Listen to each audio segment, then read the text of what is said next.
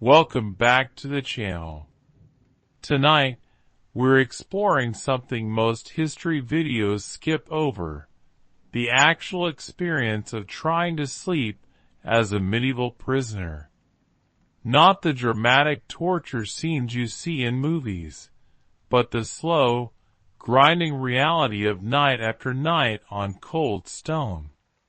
Before we begin, if you appreciate this kind of detailed historical exploration, please consider subscribing. And I'm curious, where in the world are you watching from? And what time is it there right now?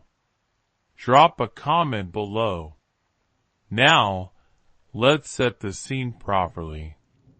Imagine descending a narrow staircase, your fingertips grazing walls that radiate cold like they're made of ice rather than stone. Each step down takes you further from warmth, further from light, further from the world you know. The wooden door closes behind you with a sound that seems to hang in the air longer than it should. And in the silence that follows, you become intensely aware of one thing: stone. It's beneath your feet, surrounding you on all sides, pressing down from above. In the medieval world, stone meant strength and permanence. Castles rose from it. Cathedrals reached toward heaven with it. But down here, stone becomes something entirely different. It becomes a reservoir for cold, holding on to it, amplifying it, radiating it back at your body hour after hour. Your breath forms small clouds in front of your face, even though it's not winter in your mind. The air carries a stale, slightly sour smell, like fabric that's been damp for too long. Historical research tells us that most medieval dungeons were constructed below ground level, not primarily as torture chambers, as popular culture suggests, but as secure holding facilities. However, the physical impact on prisoners was severe regardless of intent. Underground stone chambers retained moisture with remarkable efficiency and maintained temperatures that could feel like midwinter even during summer months above ground. When you lower yourself to sit, your body reacts immediately. The cold penetrates through your clothing almost instantly. There's no bed waiting for you here, no raised sleeping platform, no comfortable separation between your flesh and the earth. Tonight, if you sleep at all, it will be on stone, or if fortune favors you, on a scattered layer of straw that does little except scratch against your skin and make you hyper-aware of every small movement you make. You experiment with different positions, trying to find one that might be sustainable. Sitting upright for too long causes your legs to stiffen painfully. Lying flat presses your shoulders and hips against unyielding rock with increasing discomfort. Medieval records mention straw rushes or old fabric scraps being provided occasionally, particularly in urban prisons. But the quantity and condition vary dramatically. Some prisoners received fresh straw weekly. Others slept directly on stone floors for months on end. There's an interesting detail buried in some municipal financial records suggesting that straw was occasionally recycled from animal stalls, which means it arrived already carrying the distinct smell of livestock. The cold doesn't assault you all at once. It operates with patience. First your hands begin to ache with a deep, bone-level pain. Then your feet gradually lose sensation. Finally, the chill settles into your very bones, where it transforms from acute pain into an endless, dull pressure. You pull your arms close to your body, curling inward without consciously deciding to do so. This posture isn't about comfort. It's about survival, about conserving whatever warmth your body can still generate. Light disappears quickly in this place. Once the door is secured, there's no window, or perhaps only a narrow opening far above your head, useless during nighttime hours. Darkness arrives earlier than it should and lingers far longer. You lose track of time almost immediately. Was it evening when you entered, or already past midnight? Historians continue to debate whether medieval prisoners suffered more from the physical cold or from the psychological distress of losing all sense of time. Without candles, without church bells, without any glimpse of sunlight, the mind begins to drift in strange ways. Night stretches in ways that feel unnatural. At first, you hear nothing. Then gradually, sound begins to emerge from the silence. Water dripping somewhere beyond the wall. The confident scuttle of something small moving in the darkness. Your own breathing, which sounds unnaturally loud, the way it does when you're trying desperately not to think about something. In this oppressive quiet, sleep feels less like drifting peacefully off and more like negotiating a fragile truce with your own body. You try closing your eyes. The stone beneath you refuses to soften. Your muscles won't fully relax. When sleep finally comes, if it comes, it will arrive in fragments, in stolen moments. Medieval jailers weren't typically concerned with whether prisoners slept well. Their primary responsibility was containment, ensuring bodies stayed where they were placed. There's a common assumption that dungeon conditions were deliberately designed to torture through sleep deprivation. Some historians argue that while cruelty certainly existed in medieval imprisonment, much of the discomfort resulted from neglect rather than intentional malice. Cold stone was simply cheaper than constructing wooden platforms. Straw was cheaper than proper beds. Economics drove many decisions about prisoner welfare. Your teeth begin to chatter once, twice, then stop as your body makes subtle adjustments. This adaptation isn't pleasant, but it's real. Human beings are remarkably capable of adjusting to misery when there's no alternative available. Somewhere above you, normal life continues. Fires crackle in hearths. People settle into beds with blankets and pillows. Down here, night presses closer with every passing moment. You pull your cloak tighter around your body, assuming you still have one. Many prisoners were permitted to keep their outer garments, especially before trial or formal sentencing. Clothing wasn't removed for sleep. Undressing would have been unthinkable in this cold, and medieval attitudes toward modesty made it unnecessary anyway. You sleep, if you can call it that, exactly as you exist here, fully wrapped, fully aware, fully present to every discomfort.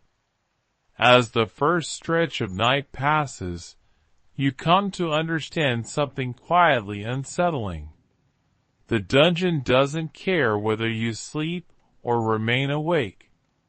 The stone maintains its temperature. The air maintains its dampness.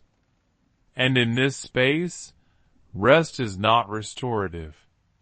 It's simply the temporary absence of movement, a pause in consciousness.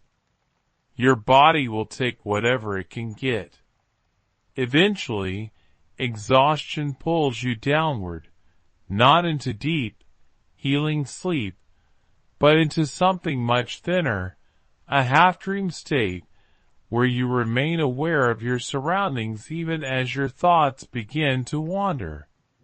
You dream of warmth, of wooden floors instead of stone, of surfaces that yield slightly when you lie down.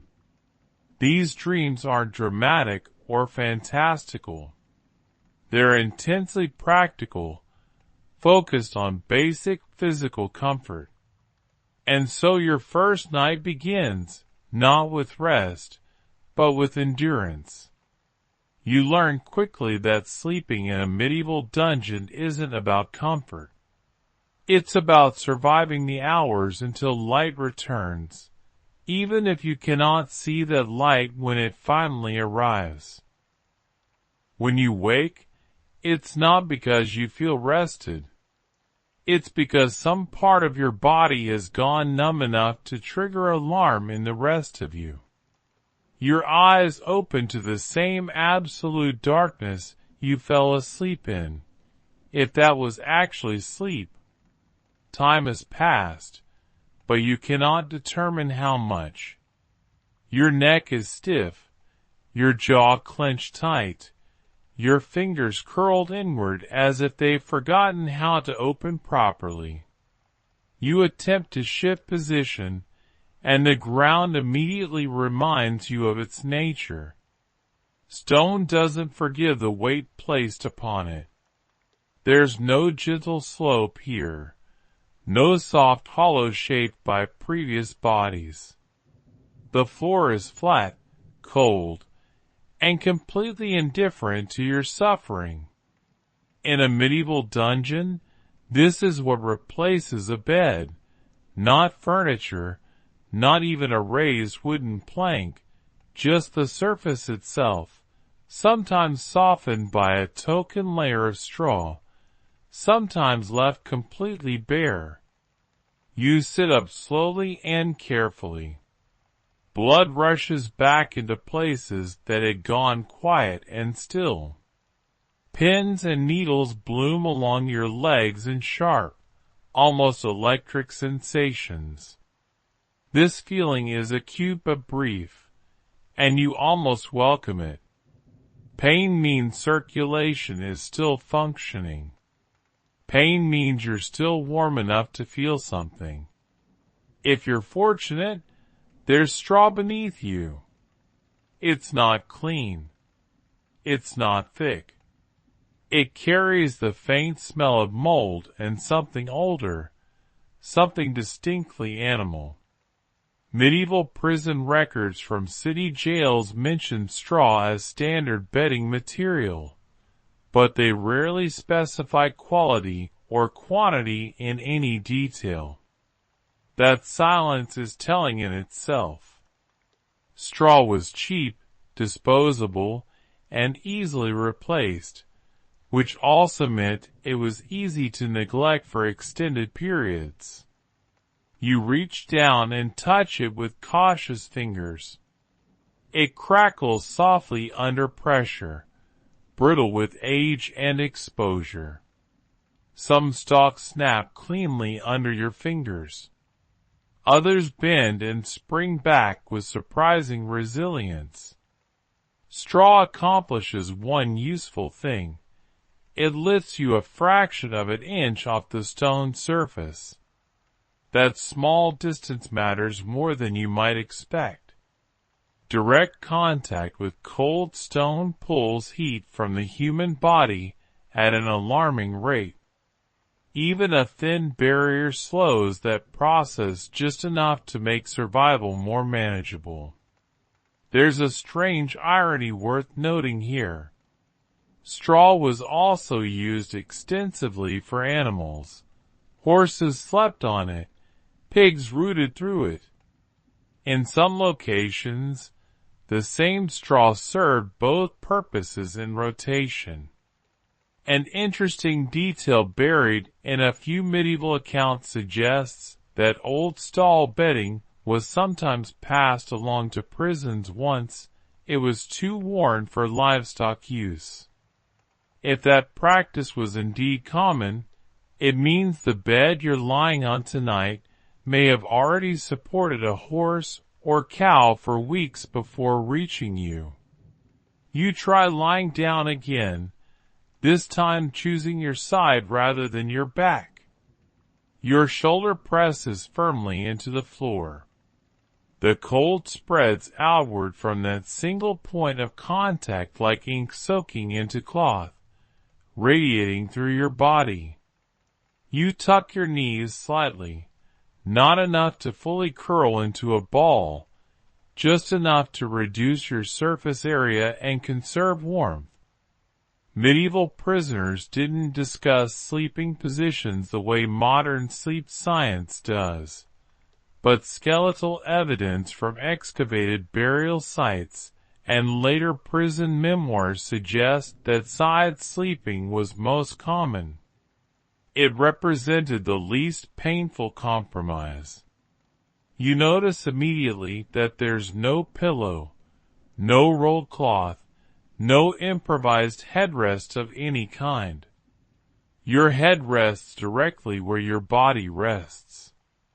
Some prisoners folded an arm beneath their skull, sacrificing circulation in that arm in exchange for slight elevation.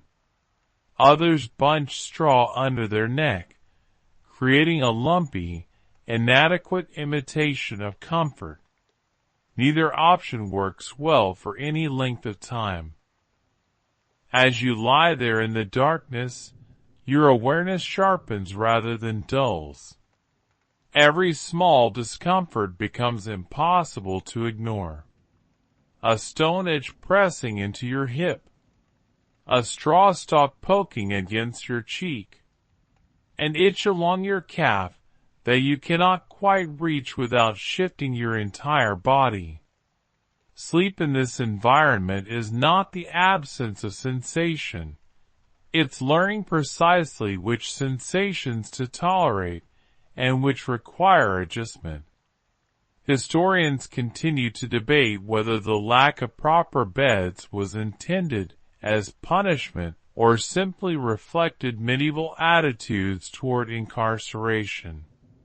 Many prisons were not designed for long-term stays. They were temporary holding spaces. People were kept until trial, ransom negotiation, or judgment.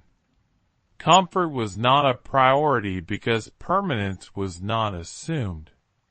Of course, in reality, people often remained in prison for weeks or months, far longer than the theoretical temporary hold. You listen again to the space around you. In the quiet, you become aware of other bodies nearby. A low cough from the darkness. A slow exhale that is definitely not your own. Perhaps you share this cell with others. Perhaps there's another prisoner just beyond the wall. The sound of breathing from other humans is oddly grounding. It reminds you that you're not alone in this discomfort, that others are also lying on stone right now, counting hours they cannot see. Your stomach tightens with hunger. An empty stomach makes sleep shallow and also makes cold feel sharper, more penetrating. Medieval prisoners were typically fed once or twice daily, often with bread and thin ale or watered gruel. Food rarely arrived at night. That means sleep usually came on an empty belly, with the body burning whatever reserves it had to maintain warmth. You pull your cloak tighter, again, if you still have one. Cloaks served multiple purposes: blankets, coats, and sometimes bedding all at once. Wool was common, heavy, and surprisingly insulating when dry. Unfortunately, nothing stays dry for long down here. Moisture rises from the ground. Condensation gathers on stone surfaces. Your cloak absorbs it slowly, becoming heavier and colder as the night progresses. You adjust again, attempting to place your weight differently, distribute pressure more evenly. This movement is careful and deliberate. Loud shifts draw attention even when guards are not immediately present. Prisoners learn quickly to move quietly, because noise invites notice and notice invites trouble. You settle into stillness, letting your muscles relax by degrees rather than all at once. Your thoughts wander aimlessly, then circle back to your immediate circumstances. Sleep edges closer, but never fully arrives. Instead, you drift in and out of consciousness, aware of your surroundings even as your mind begins to slide towards something resembling rest. This kind of half-sleep was extremely common in medieval imprisonment. Medieval medical texts describe sleep as a humoral process influenced by digestion, warmth, and balance.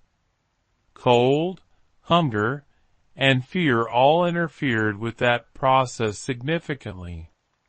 At some point you dream. The dream is brief and profoundly unsatisfying. You're lying on wood instead of stone. The surface creaks softly beneath you. There's a smell of smoke rather than damp. You wake almost immediately, disappointed by how quickly the pleasant image vanishes. You roll slightly, testing your other side. The straw shifts with you, producing a small cloud of dust that makes your nose itch. You suppress a sneeze instinctively. Even here, in this forgotten place, you're careful about drawing attention. There's a persistent myth that medieval dungeons were filled with elaborate torture devices, iron maidens waiting in every corner, racks and thumb screws on display. The reality, as far as historical evidence shows, was often much quieter, more mundane, more about neglect than active cruelty. The suffering came primarily from cold floors, hard surfaces, and long nights without proper rest.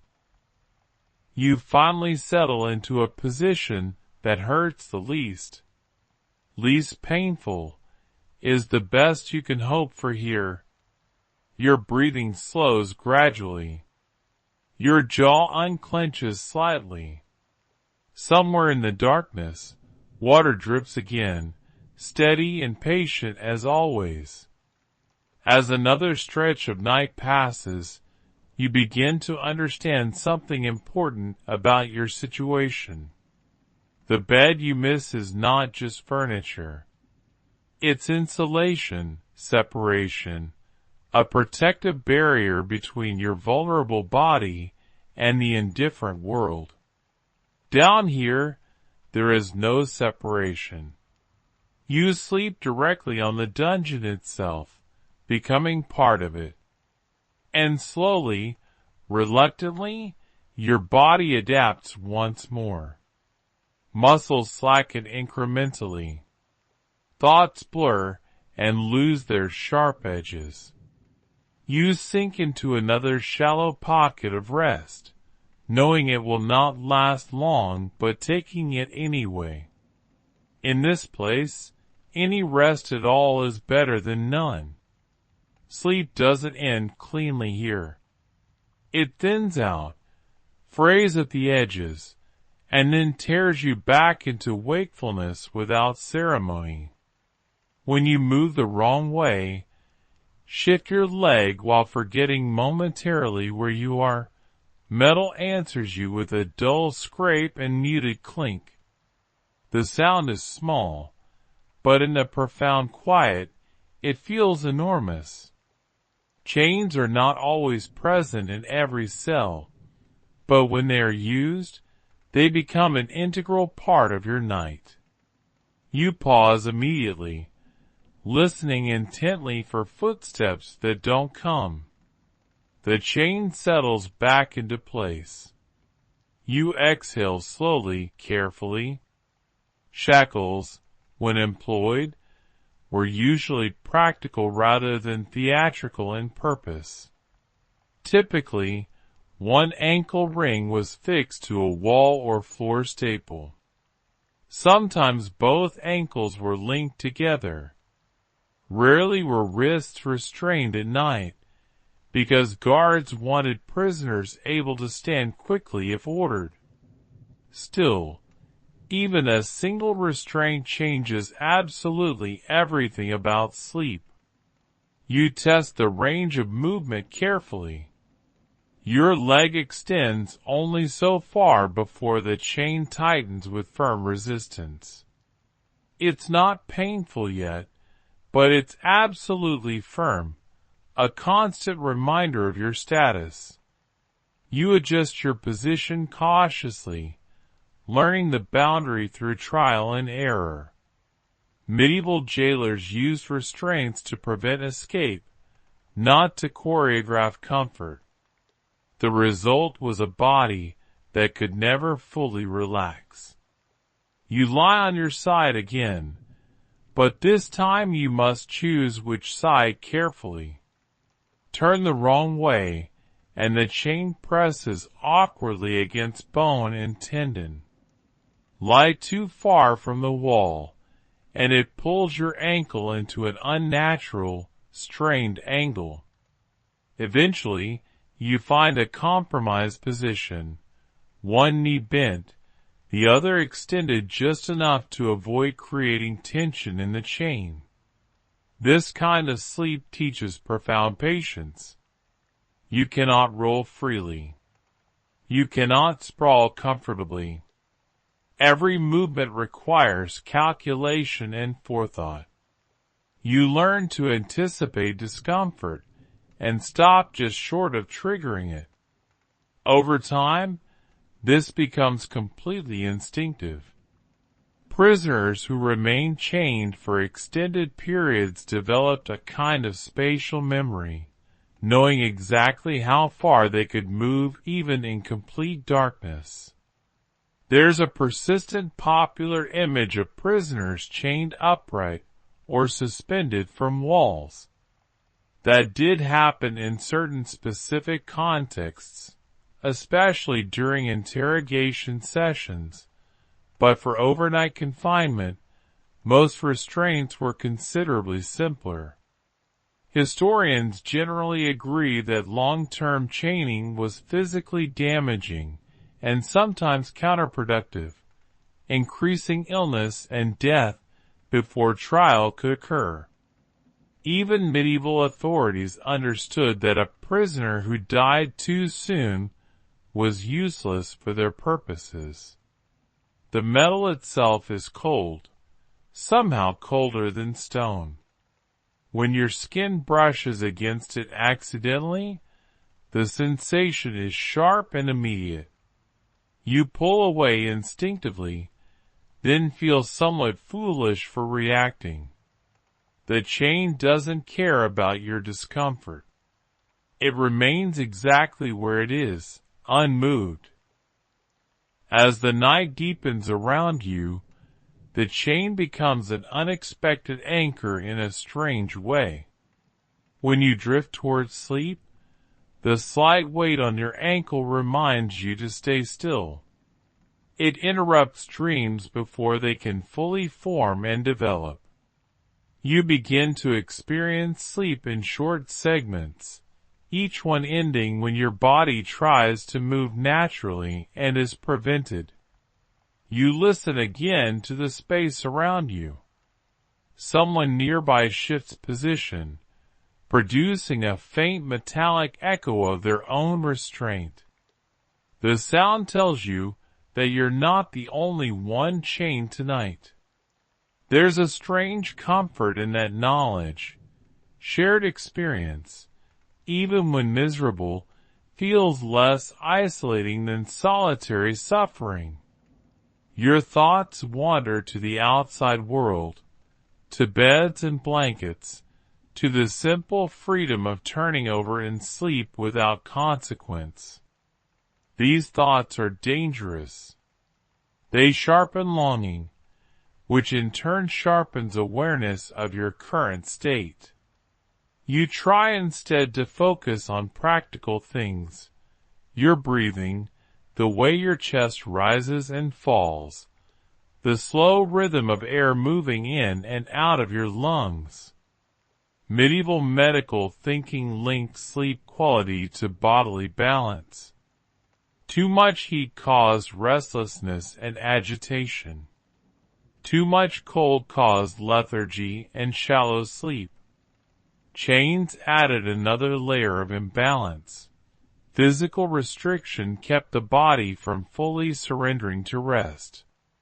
Some scholars suggest that chronic sleep deprivation in prisons may have contributed to false confessions, as exhausted minds became more suggestible and less able to maintain consistent stories. Others argue that hunger and fear played larger roles. The debate remains open. You adjust your cloak again, pulling it around your ankle as much as the chain geometry allows. Even a thin layer of cloth between skin and metal helps, even if only slightly. You tuck the edge carefully under your calf, creating a modest barrier. This small act feels like a minor victory. Your breathing slows naturally. The chain no longer feels like a foreign object attached to you.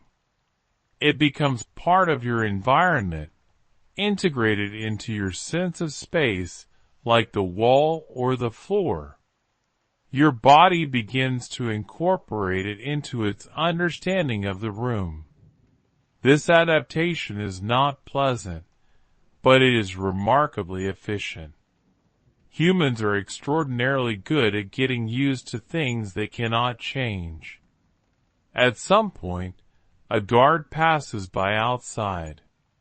You hear boots on stone, the distinctive jingle of keys, the brief flare of torchlight slicing across the cell through some crack or opening.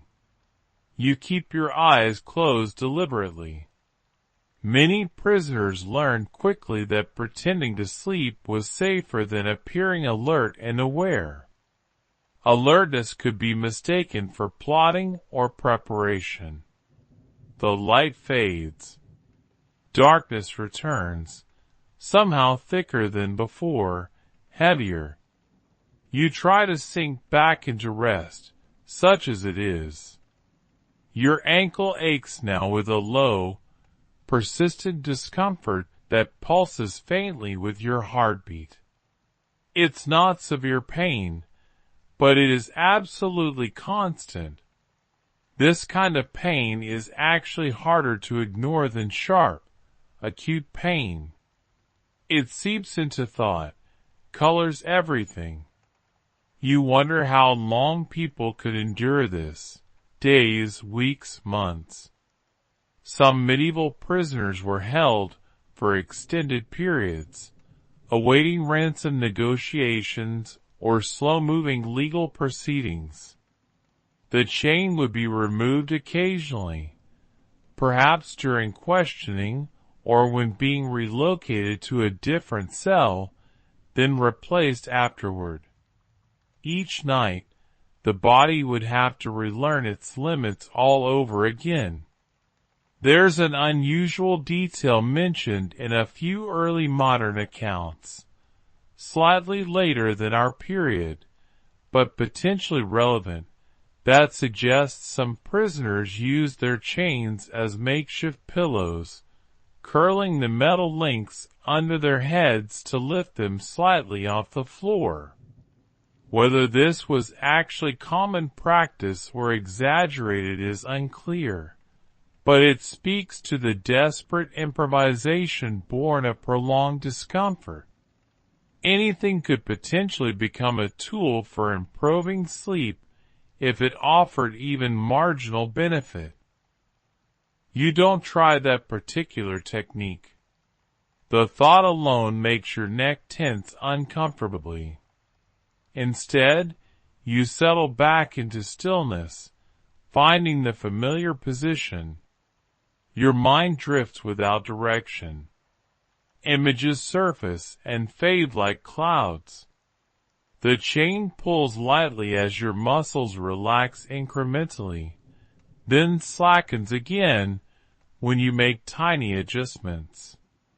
Eventually, you find yourself hovering in that strange liminal space between waking and sleeping. You're aware of the cold, aware of the restraint, but less troubled by them than before.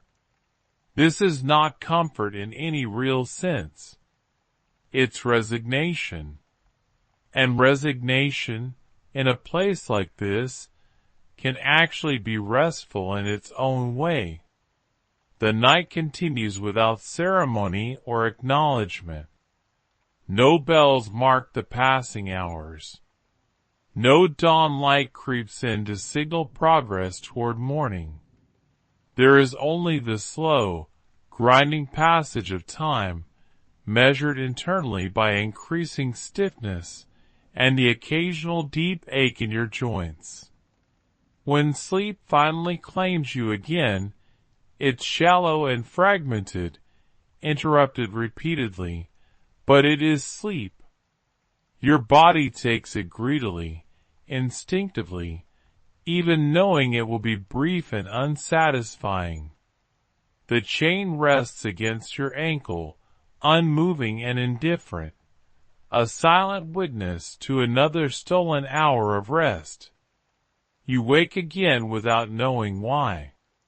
There's no sound sharp enough to justify it, no guard approaching, no chain pulled too far or too suddenly, just the quiet, unsettling sense that something has shifted in your environment. It takes several seconds to understand what has changed. Not the room itself. Not your body. Time itself feels wrong somehow. Down here, darkness doesn't arrive and leave the way it does above ground, following the natural rhythm of day and night. It settles in layers, accumulating, becoming its own permanent state. Without a window, without a candle, without even a reliable change in temperature to mark progression, night and day lose their clear edges and boundaries. You lie perfectly still, eyes open in the blackness, genuinely unsure whether you slept for minutes or hours. Your body attempts to guess, but it guesses poorly, unreliably. You try counting breaths, 10, 20, 30. The numbers blur together. You lose your place and start again. Then you abandon the effort entirely because counting requires markers, reference points, and this space offers absolutely none. Medieval bells once structured daily life with remarkable precision and regularity, calling people to prayer, to work, to meals, to rest. In a dungeon, those bells are distant or completely absent. Even when you hear them faintly, the sound arrives distorted and stripped of practical meaning. This loss of temporal rhythm affects sleep more profoundly than the cold ever could. Without a sense of when night begins or ends, your body cannot prepare itself properly for rest. Modern understanding of circadian cycles and melatonin production confirms what medieval people felt instinctively: the effects of temporal disorientation, even if they couldn't explain the mechanism scientifically. Writings from later centuries describe prisoners who slept at odd intervals, drifting in and out of rest without any discernible pattern, their bodies completely disconnected from natural day-night cycles. You shift slightly, then stop immediately, remembering the chain. The metal responds with a soft sound that seems unnaturally loud in the silence. Sound behaves differently in absolute darkness. It feels closer, more intimate, more invasive. You hold completely still again, letting silence reassert itself gradually. Your thoughts become unreliable companions in this timeless void. They wander without direction, circle back on themselves, repeat the same concerns over and over. You think of warmth, then of food, then of warmth again. You recall faces from outside this place, but they lack detail and clarity. Memory itself softens at the edges when sleep is this fragmented and incomplete. You wonder how many nights it's been since you last saw actual daylight. 1? 2? More? There's simply no way to know with any certainty. Some historians suggest that medieval imprisonment was not deliberately meant to disorient psychologically in the modern sense of systematic psychological manipulation. Yet the effect was absolutely undeniable. The architecture alone accomplished profound disorientation: narrow spaces, thick walls, extremely limited light. Whether this was intentional or merely incidental remains uncertain, but the outcome was identical. People lost track of time with frightening speed. There's a curious detail found in a handful of monastic prison records. In certain religious houses, bells were rung even for prisoners, not out of mercy or compassion, but simply out of institutional habit. The schedule continued mechanically whether anyone could hear it clearly or not. In secular dungeons, this temporal structure often vanished entirely, leaving prisoners in complete temporal darkness. Your sleep suffers profoundly for this lack of structure. You try closing your eyes again. Darkness behind your eyelids looks absolutely no different from the darkness in front of them. This makes it significantly harder to surrender to sleep. Sleep usually arrives when the external world fades away. Here, the world never quite leaves. Your breathing grows shallow without your noticing. You observe it consciously and correct, drawing air deeper into your lungs deliberately. The air smells faintly mineral, with a distinct trace of mold. Each breath feels cool as it enters your nose and throat, warmer as it leaves your body. You imagine vividly the stone walls absorbing that precious warmth, keeping it, stealing it from you. Minutes pass. Or hours. You genuinely cannot tell. At some point, you drift into something resembling sleep, but it's not true deep sleep. Images surface without coherence or narrative structure: a wooden door, a stretch of grass, the sound of water not dripping but flowing freely. These fragments dissolve before they can settle into meaningful dreams. You wake again, startled by absolutely nothing. Your heart races briefly, then gradually slows. Fear thrives in places without time, without reference points. Your mind fills the gaps with formless unease. You listen intently for other people, hoping desperately for reassurance. Somewhere in the darkness, someone coughs. The sound anchors you powerfully. Another human being marking the passage of breath, confirming shared reality. There's an old assumption that medieval people slept differently than we do, that segmented sleep, first sleep and second sleep, was the normal pattern. While there is some truth to that for people living above ground, here the pattern breaks down entirely. This is not first sleep and second sleep with a wakeful period between. This is simply interrupted sleep, fractured constantly by environment rather than natural rhythm or custom.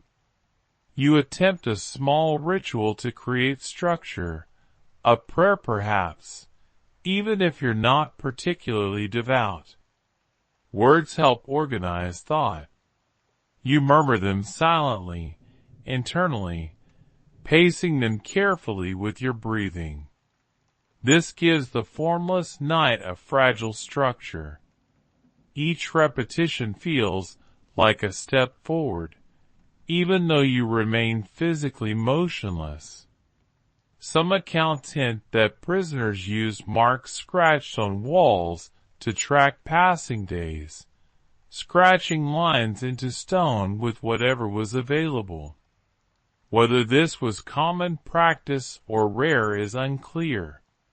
What is absolutely clear is the deep human impulse behind it. Humans need markers, need structure. Without them, sleep loses its anchor to reality. You think you hear footsteps approaching. Your muscles tense involuntarily. The sound fades into nothing. It was only water moving somewhere deep within the walls. You release the tension slowly, consciously. Your body feels heavier now, not relaxed exactly, but dulled, worn down. Exhaustion finally begins to outweigh vigilance. You shift your head slightly, seeking a less painful angle against the stone. The straw crackles. You freeze momentarily, listening. Nothing responds. The dungeon does not punish movement. It simply exists, absolutely indifferent. Gradually, your thoughts slow, not because you feel safe, but because you are completely spent. Your mind no longer has the energy to spin anxiously. This is how sleep finally arrives in this place. Not invited, not welcomed, simply allowed once resistance fades completely. You drift again into shallow rest. Dreams come, but they lack any narrative structure. Sensations replace stories, warmth without identifiable source, light without definite shape. They flicker briefly and vanish. When you wake once more, you have absolutely no idea whether it's closer to dawn or still deep in the heart of night. The uncertainty no longer alarms you quite as much.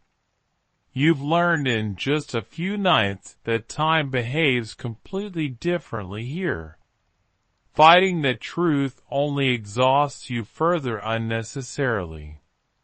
So you lie still, breathing slowly, letting the darkness remain undefined and unmeasured.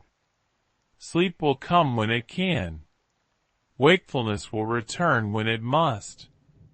Down here, you stop measuring progress in hours.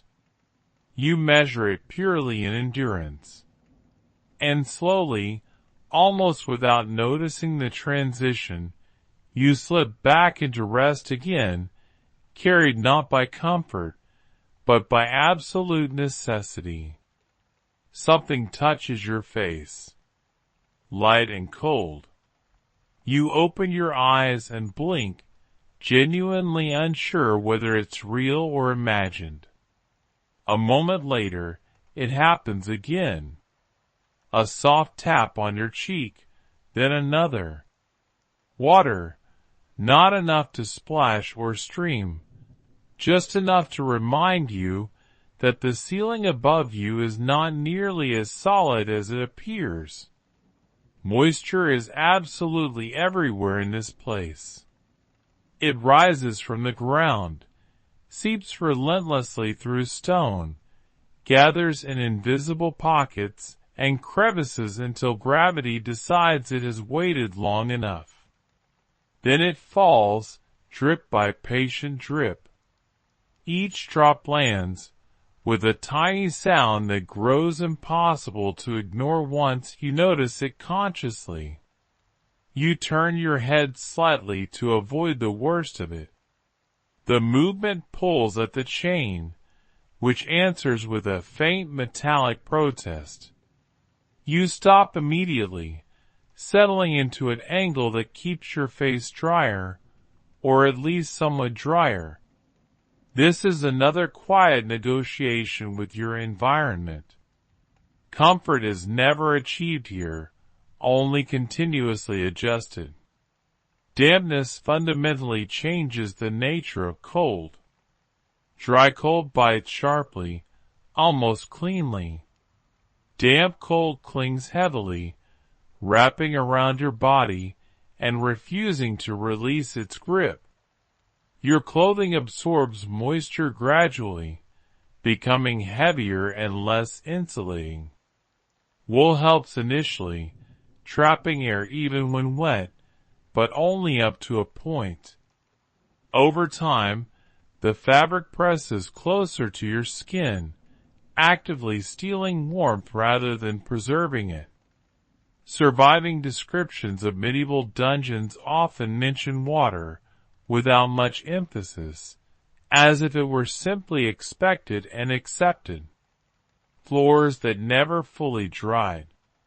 Walls slick to the touch year-round.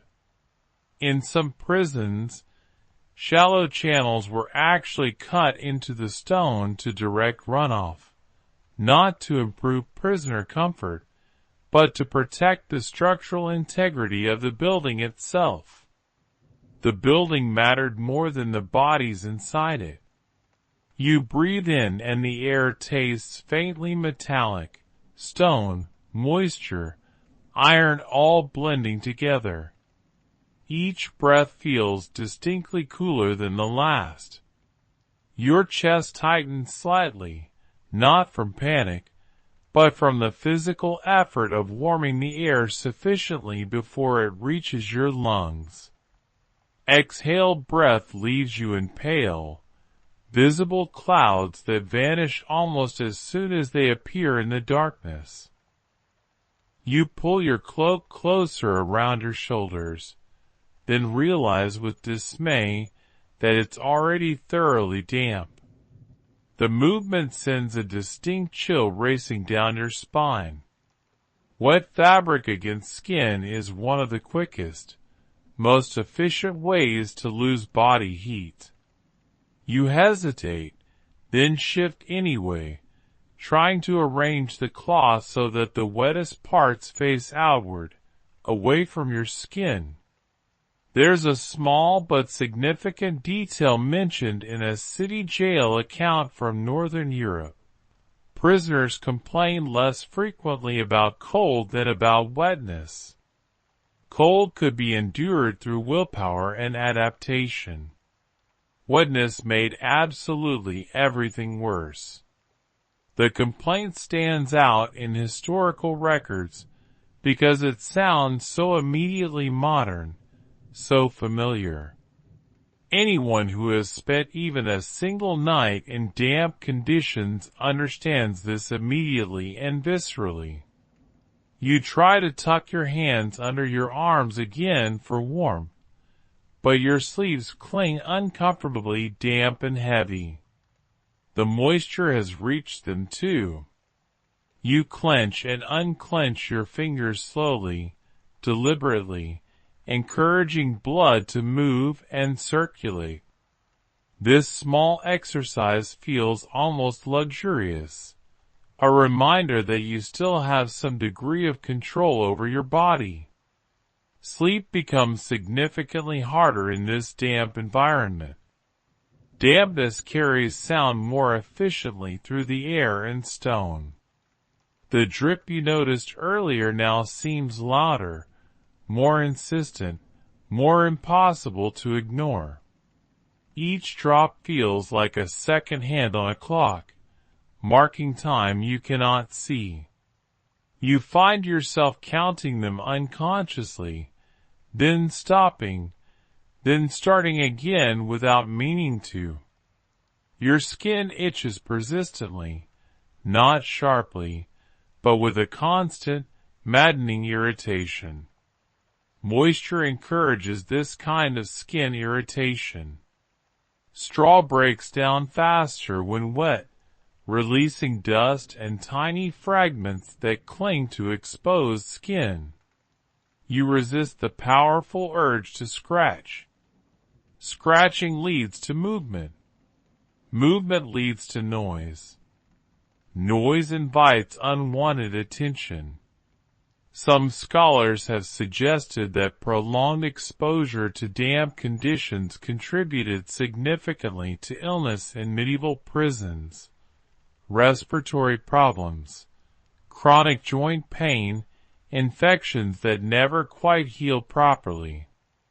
Others caution that direct evidence is somewhat limited, and that severe malnutrition likely played an equally important role. The truth probably lies somewhere in between. Cold, wet, and hunger rarely travel alone. You cough softly, more reflex than actual necessity. The sound echoes slightly in the damp air, then fades. You listen carefully, waiting for any response. None comes. The dungeon absorbs sound the way it absorbs heat, completely, efficiently, without giving anything back. Your thoughts drift again without your permission. You imagine what it would feel like to sleep somewhere genuinely dry, not even warm, just dry. The idea feels almost extravagant, impossibly luxurious. You picture a wooden floor raised slightly off the ground, straw laid thick and replaced regularly, clean and sweet-smelling. The image dissolves as quickly as it formed, leaving you feeling worse. You notice that your breathing has slowed significantly, not because you're relaxed, but because your body is actively conserving energy. Every movement costs precious warmth. Even breathing deeply uses more heat than shallow breaths. Your body adjusts unconsciously, automatically, becoming still. Water drips again, landing somewhere near your feet. You shift them slightly, pulling them closer to your body. The chain allows this much movement at least. Your toes are numb now, not painfully so, just distant, disconnected. You wiggle them once, twice, to reassure yourself that they're still there, still part of you. There's an odd intimacy to dampness in this confined space. It presses against you from all sides, leaving no clear boundary between your body and the room itself. Stone sweats continuously.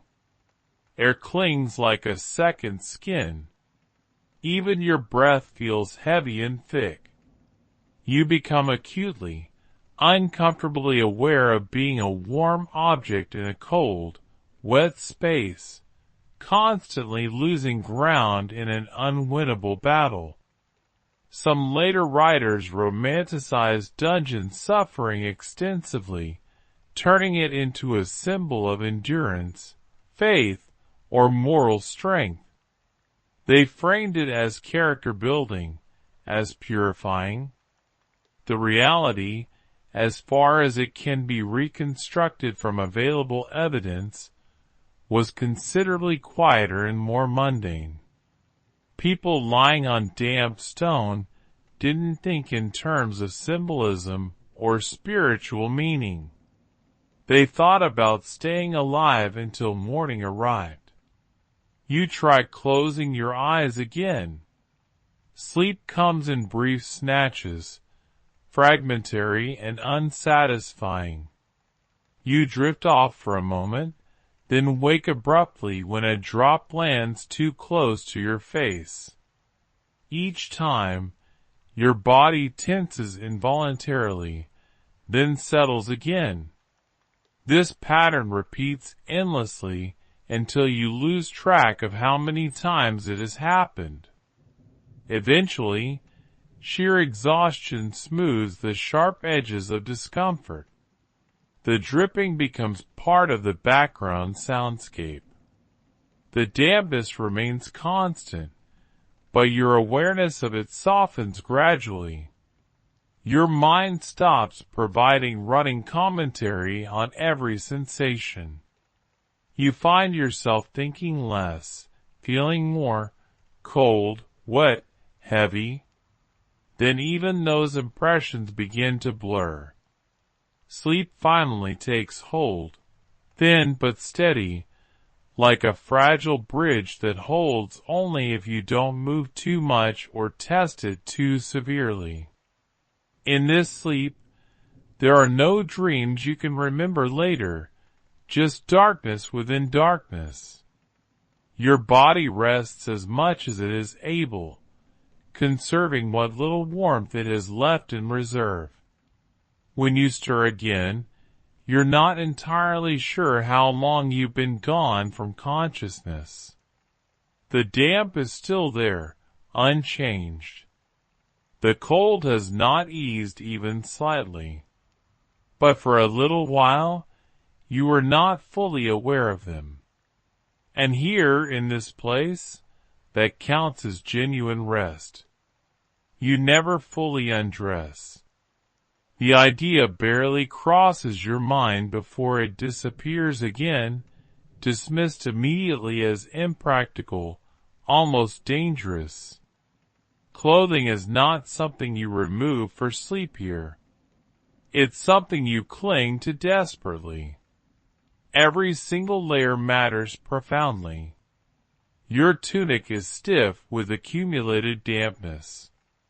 The fabric rubs against your skin when you move, a constant reminder of its presence. Underneath it, another layer, linen already pressed close by moisture and cold. Medieval clothing was designed primarily for durability rather than comfort. Seams are thick and rough. Wool is coarse against skin. Linen softens with wear, but not quickly enough to help you tonight. Above ground, people often loosen their garments before bed, allowing the body to relax properly. Down here, loosening anything feels like dangerous exposure. You keep everything fastened tight. Belts stay secured. Cloaks remain wrapped firmly around your body. Even shoes, if you still have them, stay on your feet. Feet lose heat faster than almost any other part of the body, and bare skin against stone is absolutely merciless. There are surviving notes from urban prison records that mention footwear explicitly.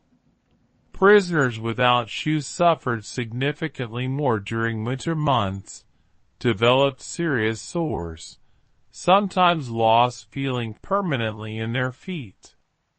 These weren't dramatic injuries that drew attention, just slow, accumulating damage from cold and constant pressure, the kind that builds quietly over time. You adjust the hem of your cloak, pulling it over your knees more securely. The movement sends a fresh ripple of chill through your legs as damp fabric shifts position. You wait patiently for the sensation to pass. It always does, eventually. The body learns to accept brief discomfort in exchange for slightly better positioning afterward. Your sleeves are long, covering most of your hands. You tuck your fingers inside them, forming loose fists within the fabric. This traps a small pocket of air between cloth and skin. It's not warm exactly, but it's warmer than nothing. Medieval people understood this principle instinctively. Gloves were valuable possessions. Sleeves did double duty. You think briefly about hygiene, then let the thought go deliberately. Cleanliness is a luxury measured in available water and privacy. Neither exists here.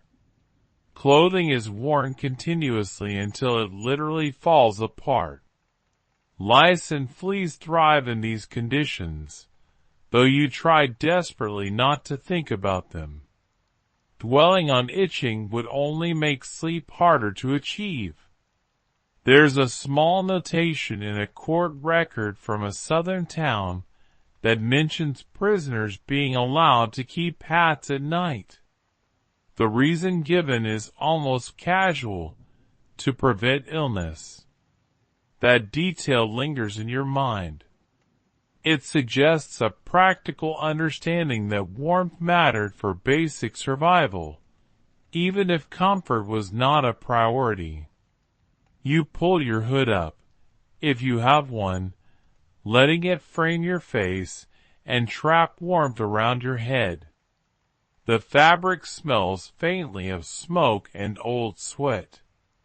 The scent is familiar, oddly reassuring in its way. Smell becomes surprisingly important here. It's one of the few sensory links to a world beyond stone and dampness. You shift again slowly, testing carefully how far you can move without disturbing the chain. The metal scrapes softly against stone, then settles.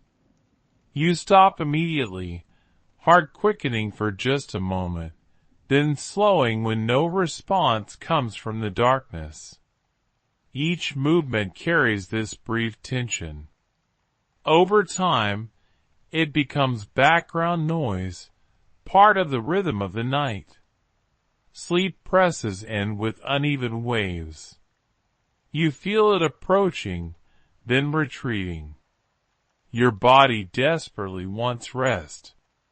Your environment actively resists providing it. You compromise, settling into complete stillness, letting your breathing slow to its natural rhythm. Clothing constricts slightly when wet. Fabric clings to skin, making it harder to find any comfortable position. You resist the urge to pull it away from your body. Exposed skin chills faster. Better to endure the clammy discomfort than risk greater cold.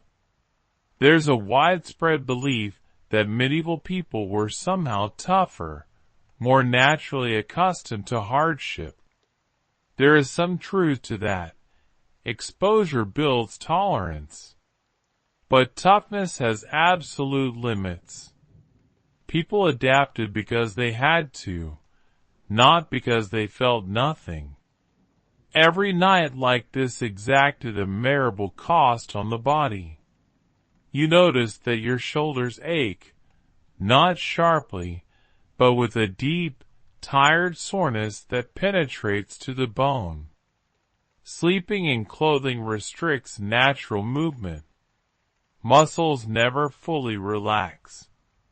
This ache will follow you into the next day, assuming you can define when that arrives. Your thoughts drift inevitably towards sleep again. Images surface without warning. A fire, not roaring dramatically, just burning steady and reliable. The warmth of it spreads through your chest in the dream, easing the tightness. You wake almost immediately. The contrast is too sharp to ignore, too painful. You swallow. Your throat is dry despite the damp air. Moist air does not mean hydration. Quite the opposite in many ways. You lick your lips briefly, then stop. The air cools the moisture instantly, making it worse. Another small sound reaches you. Fabric shifting somewhere nearby. Someone else adjusting their clothing in the dark. The sound is soft, almost intimate. It reminds you powerfully that you're not alone in this ritual of endurance. Some medieval sermons spoke of sleep as a moral act, a surrender to God's will. Down here, sleep feels more like a truce, a temporary ceasefire. You give up awareness not because you feel safe, but because staying alert costs too much energy to sustain. You draw your knees closer, curling slightly. The position reduces heat loss, though it strains your back noticeably. You choose warmth over proper alignment. Choices are always like this here. One discomfort deliberately traded for another. Your hood slips a little, exposing your ear to the cold air. Cold touches it immediately with shocking intensity. You adjust again, careful and precise. The chain shifts, then stills. You settle. Gradually, your body gives in. Muscles soften just enough. Breathing evens out into a steady rhythm. Your thoughts lose coherence. Words drift through your mind without meaning. Sleep arrives not as a fall, but as a slow dimming of awareness. Consciousness fades at the edges first. Sensation dulls gradually. The damp remains. The cold remains. But you are less engaged with them now, less present to them. You rest in this shallow state for a while.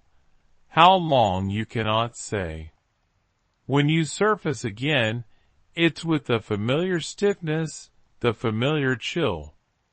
But there's also a faint sense of having crossed some invisible distance, of time having passed.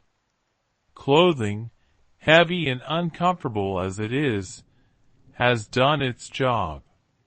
It has kept you from losing too much warmth. It has allowed you this small measure of rest. And here, in this place, small measures are absolutely everything. You become aware of other bodies long before you can see them. Sound carries first through the darkness. A slow exhale nearby. The faint scrape of straw as someone shifts their weight carefully. A muted cough that is quickly swallowed back into silence. Shared space announces itself gently like this, through small human noises that cannot be fully suppressed. If your cell holds more than one person, sleep changes immediately and fundamentally. Privacy disappears entirely. But warmth becomes negotiable, becomes possible. Bodies generate heat. Even when starved and utterly exhausted, the human body produces warmth. Lying alone on stone is one distinct kind of suffering. Lying close to others introduces a different calculation entirely. You don't press against anyone at first. There are unspoken rules here, understood without discussion. Personal space is respected until it becomes unbearable to maintain. Each person waits, testing the cold, gauging how desperate the night will become. When the chill deepens enough, distance feels less important than survival. You inch closer carefully, not wanting to startle anyone. The movement sends a quiet rustle through straw and fabric. The other person stiffens briefly, then relaxes when you stop short of actual contact. This pause matters enormously. Consent is rarely discussed explicitly, but it exists powerfully in these moments. Survival requires cooperation. Eventually, shoulders touch, not skin to skin, but cloth to cloth. The contact is tentative, almost polite. Warmth seeps slowly across the gap. It's subtle, but unmistakable. Your body recognizes it immediately, responding with a small, involuntary sigh of relief. Historical accounts make it abundantly clear that communal cells were extremely common, especially in town prisons and castle holding rooms. Overcrowding was routine rather than exceptional. What those records rarely mention is how prisoners adapted their sleep accordingly. Yet logic and human nature fill in the gaps. Shared heat mattered. It made the difference between surviving the night and succumbing to cold. You shift again, aligning your back with another back, or your side with someone else's shoulder. The configuration changes depending on the number of people and the available space. There is no ideal arrangement, only workable ones that minimize discomfort.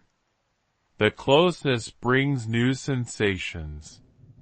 The smell of another person, layers of damp cloth and old sweat. The sound of breathing close enough to feel against your neck. These details might feel intrusive in another context. Here they are. There's a delicate balance to maintain. Too close and limbs tangle, causing discomfort and waking everyone. Too far, and the cold creeps insistently back in. You learn quickly where the balance lies. Bodies settle into a shared stillness, each person adjusting minutely to the others. Some observers later commented on the rapid spread of illness in communal prisons. Close quarters made disease easier to pass along.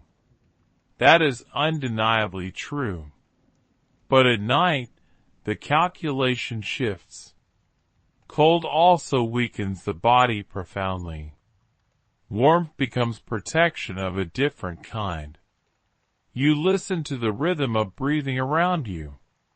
It's uneven at first, some people breathing quickly, others slowly.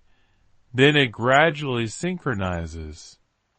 Not perfectly, but enough to create a sense of order. This shared rhythm makes it easier to let go. Sleep feels less risky when others are doing the same. A lesser-known detail appears in a few early prison reform writings from centuries later. Former prisoners recall that winter nights were survived not by blankets or fires, but by proximity. People rotated positions throughout the night, took turns near walls, or open drains. These memories suggest organization even in chaos. You feel a foot brush against yours accidentally. Then it retreats. No apology is spoken. None is needed. Movement is acknowledged through adjustment rather than words. The cell communicates through touch and sound alone.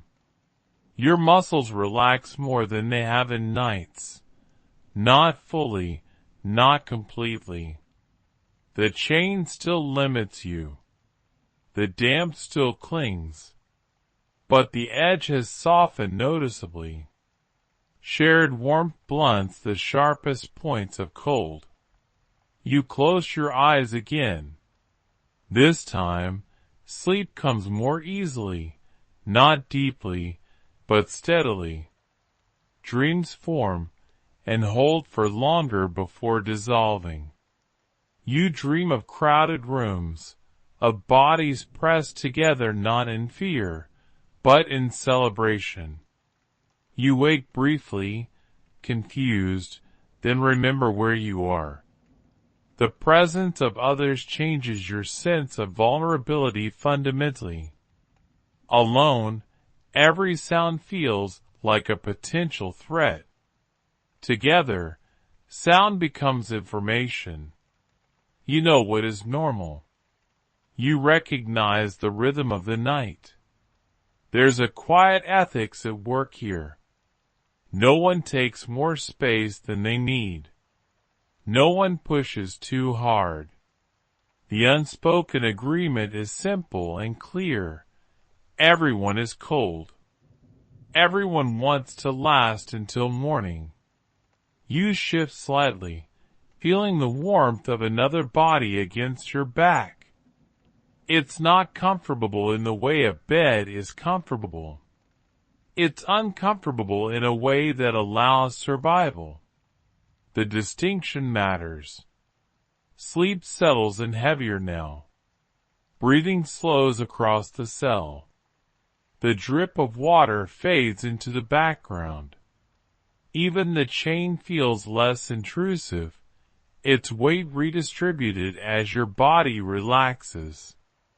When you wake again, hours later or minutes, impossible to tell, it's with the dull awareness of stiffness and chill returning. But the memory of warmth lingers. You're not as far gone as before. You remain still, letting others sleep. Shared space demands patience. You wait, breathing quietly, conserving what little heat remains. In a place designed to isolate, this closeness becomes a small act of defiance, not against guards or walls, but against the cold itself. And for now, that is enough. Sleep loosens its grip when sound takes over. At first, it's subtle enough to blend into the background. A soft rasp of breath nearby, the faint crackle of straw shifting under weight. Then, as your awareness sharpens, the night reveals itself as anything but silent. Someone coughs, low and wet, trying desperately to keep it contained. The sound echoes briefly, bouncing off stone before disappearing again. Another person clears their throat. A chain shifts somewhere to your left. Metal brushing stone with tired familiarity. These sounds form a language of their own. You begin to recognize what belongs to whom. The breathing patterns, the movements, the small noises of discomfort. Rats move confidently here. You hear them before you ever feel them. Quick scrabbling along walls. The faint thump of something small dropping from above.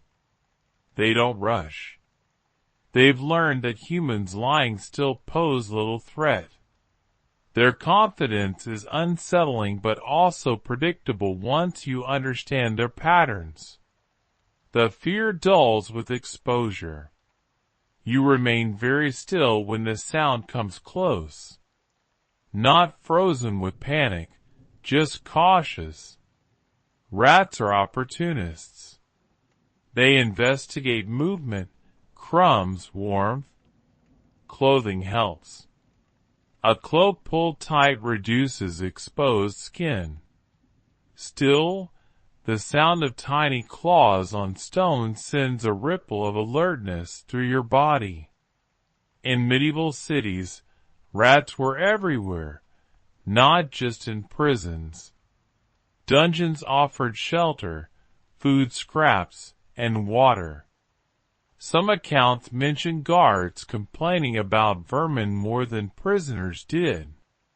For those locked inside, rats were simply part of the environment, like dampness and cold. Water continues its steady work. Drips echo from different directions, each with its own rhythm. One is slow and irregular. Another falls at a nearly perfect interval, like a clock you didn't ask for. You try not to count them, but your mind insists. Far above, you think you hear something else. Footsteps, perhaps. Voices muffled by stone. Or maybe it's just the way sound travels through thick walls, distorted and misleading. You listen carefully, trying to decide whether it matters. Most of the time it doesn't. Someone nearby mutters in their sleep. Words form and dissolve before you can catch them. A name maybe, or a prayer you don't recognize. Sleep loosens the discipline of silence. The sound is soft, almost intimate, and it fades quickly. You notice your own breathing again. It has fallen into a slow rhythm, deeper than before. This surprises you. Despite the noise, your body has chosen to rest. You allow it, resisting the urge to monitor every sound. There's a strange hierarchy of noises here. Some demand immediate attention. Others can be ignored. You learn the difference through repetition. The sharp jingle of keys would snap you awake instantly. A guard's boots would bring tension flooding back. But the small sounds, the living sounds, become tolerable.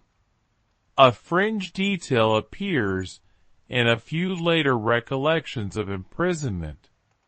Prisoners claimed they could identify individual guards by the sound of their footsteps alone, weight, pace, the way keys were carried. At night, when vision failed completely, hearing took over. You lie still listening, not out of fear now, but out of habit. Sound maps the space around you. It tells you who is awake, who is asleep, who is restless. It fills the darkness with information. There's a sudden scuffle as a rat darts across the straw near your feet. You tense, then relax when nothing follows. Your heart slows again. The moment passes. The night resumes its pattern. Somewhere, water splashes softly as it hits a shallow puddle.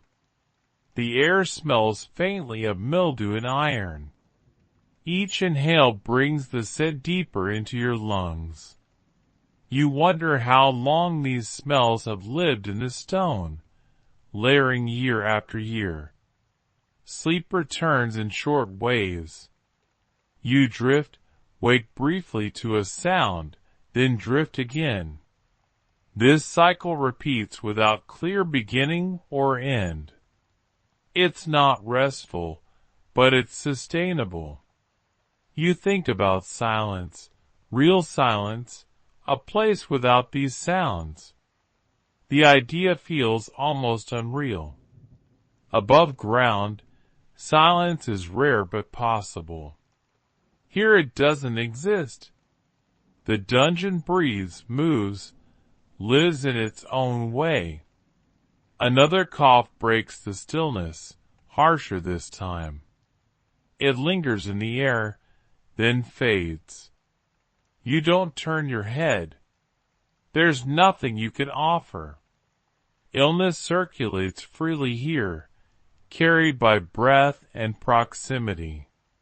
Some observers later wondered whether prisoners slept more lightly because of fear or because of constant noise. The answer is likely both. The environment never allows complete surrender, even in rest. Part of you stays alert. You adjust your head slightly, careful not to disturb anyone else. Straw crackles. Someone shifts in response, then settles again. The shared space absorbs the movement without complaint. Your thoughts slow again, lulled by repetition. Drip, breath, scuffle, breath. The sounds become almost rhythmic, like a rough lullaby. Your body accepts them as normal. Dreams surface again, fragmented and brief. You dream of footsteps that never arrive, of doors that open and close without sound. You wake, heart steady, mind clear enough to recognize the dream for what it was. You remain still, letting sleep return on its own terms. The dungeon does not quiet for you. You quiet yourself instead. And gradually the noise recedes, not because it stops, but because you stop listening so closely. Your body sinks back into shallow rest, held in place by stone, by sound, by shared endurance. For now, that is enough to keep you going. You're not pulled from sleep so much as nudged out of it. A sound that doesn't belong to the night rhythm intrudes, sharp enough to cut through the fog. Keys. Metal striking metal. Deliberate and practiced. Your eyes open before you fully understand why. Torchlight follows. It spills into the cell in a narrow, restless band, jumping across stone and straw. Shadows leap and retreat. The sudden brightness hurts more than you expect. Your pupils struggle, vision blurring as your body reacts too slowly. You don't move right away. Experience has already taught you that stillness is safer than curiosity. Guards expect bodies to lie where they were left. Movement can be read as defiance, or worse, as intent. Boots scrape against stone. The sound is closer now. Each step echoes briefly, then vanishes. The rhythm is unhurried. There's no urgency in it. This is routine. Night patrols exist not to provide comfort, but to confirm containment. The torch shifts again, briefly illuminating faces around you. Eyes open, then close. Someone turns their head away from the light. Another pulls fabric higher over their face. No one speaks.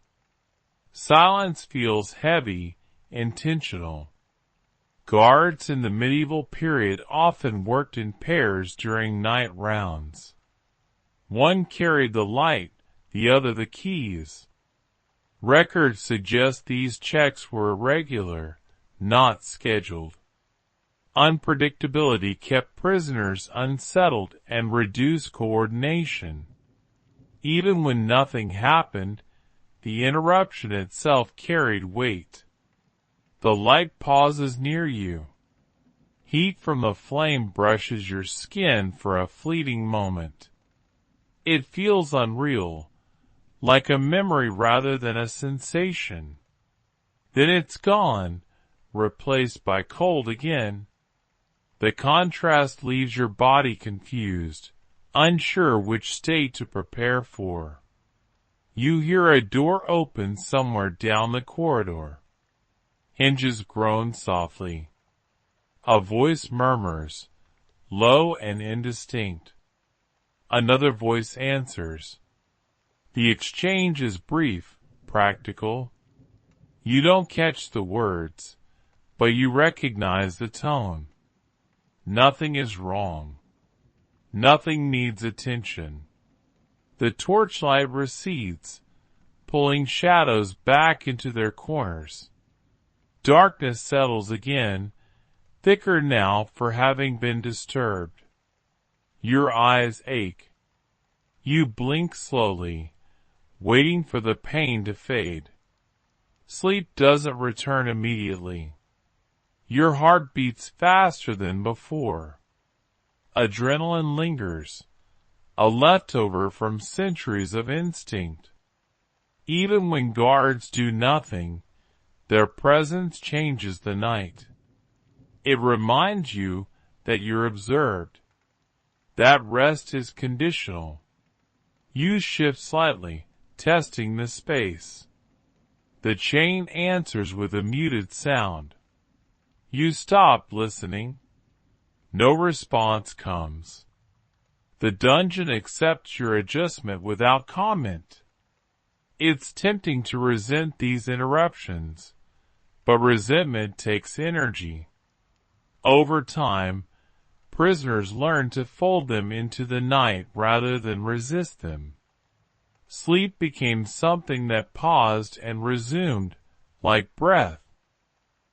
Some accounts suggest that guards intentionally avoided waking prisoners unless necessary, believing that exhaustion reduced trouble during daylight hours.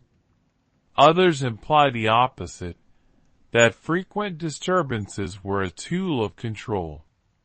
The surviving evidence doesn't settle the question neatly. Practices varied widely from place to place. You lie still, letting your breathing slow again. The warmth of the torch has already faded from memory. Cold reasserts itself, patient and thorough. Your muscles tighten, then loosen as you find stillness again. Nearby, someone sighs.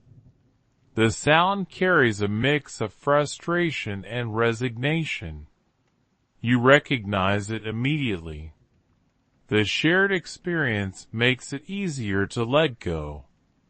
Your thoughts wander briefly to the guards themselves. They stand in the cold too, though not as long. Their boots protect their feet. Their cloaks are drier. They move, generate heat, then leave. You remain. Another sound drifts down the corridor. A door closing. The night patrol moves on. The dungeon exhales. You adjust your head, finding a slightly less painful angle. Straw crackles softly. The sound seems loud in the returning silence, but no one reacts. The night absorbs it. Sleep edges closer again, but it's lighter now. Your mind remains half alert, tuned for the sound of keys that may return. This vigilance is exhausting, but it becomes habitual. You learn to rest without fully trusting the dark. Dreams that come after interruption are different. Shorter, brighter, they dissolve quickly. You drift into one, then surface almost immediately, unsure what woke you. Nothing did. Your body simply refused to sink too deep. The hours stretch. Interruptions may come again, or they may not. There's no way to know. The uncertainty itself becomes part of the environment. Eventually, your breathing evens out once more. Your body decides that rest, however flawed, is still necessary. You surrender to it cautiously, like stepping onto thin ice. The dungeon doesn't promise you uninterrupted sleep. It offers only the chance to take it when you can. You accept that bargain because there's no alternative. And slowly, with torchlight gone and footsteps fading into memory, you drift back into the shallow rest that passes for sleep here, carrying with you the knowledge that it can end at any moment. Hunger settles into the night differently than cold. Cold announces itself immediately. Hunger works more quietly, spreading out slowly, changing the way your body understands rest. You feel it now as you lie still, a hollow sensation beneath your ribs that makes every breath feel slightly sharper. You cannot remember precisely when you last ate. There was bread perhaps, hard, dry, filling for a few minutes and then gone. Maybe a thin ale that warmed your throat but did little else. Meals here are not tied to comfort or nourishment. They're tied to routine, to obligation. When food arrives, you eat. When it doesn't, you wait. Your stomach tightens, then relaxes, then tightens again. The rhythm is slow and persistent. Hunger keeps the body alert, even when exhaustion begs for rest. You curl slightly inward, instinctively protecting your core. This posture is ancient, shared across centuries and cultures. It reduces heat loss. It also eases the ache, just a little. Many medieval prisons provided food once daily. Some offered it twice. The quality depended on the institution, the season, and the status of the prisoner. Bread and water formed the base. Occasionally there was pottage, thin and grainy, or a scrap of salted meat. Rarely enough to feel satisfied. You swallow, your mouth dry. Hunger sharpens thirst, and thirst sharpens hunger. The two work together, amplifying discomfort. Your tongue presses against the roof of your mouth, searching for moisture that isn't there. Sleep becomes shallow again. Hunger makes it difficult to sink fully. Your mind wanders more than before, drawn toward memories of food, not feasts, just ordinary meals. A bowl held between both hands. Steam rising. The smell alone enough to soften the edges of the world. You wake briefly, heart steady, stomach empty. The hunger is still there. It hasn't grown worse, but it hasn't receded either. It feels like a constant presence, sitting just behind your thoughts. Some observers later noted that hunger could dull pain. A starving body redirects energy away from sensation, prioritizing survival. That may be true in extreme cases, but in the long nights, hunger also keeps you awake, whispering reminders that the body is running low. There's a strange calm that sometimes follows. When hunger has been present long enough, it loses urgency. It becomes background, like the dripping water or the cold stone. You reach this stage gradually, without noticing the transition. You listen to your breathing again, slower now. Your body conserves energy, reducing movement, minimizing waste. Even your thoughts seem quieter, as if the mind understands that spinning stories costs more than it can afford. Someone nearby shifts and sighs softly. You recognize the sound. Hunger is shared here. No one speaks of it, but everyone feels it. The shared silence carries that understanding.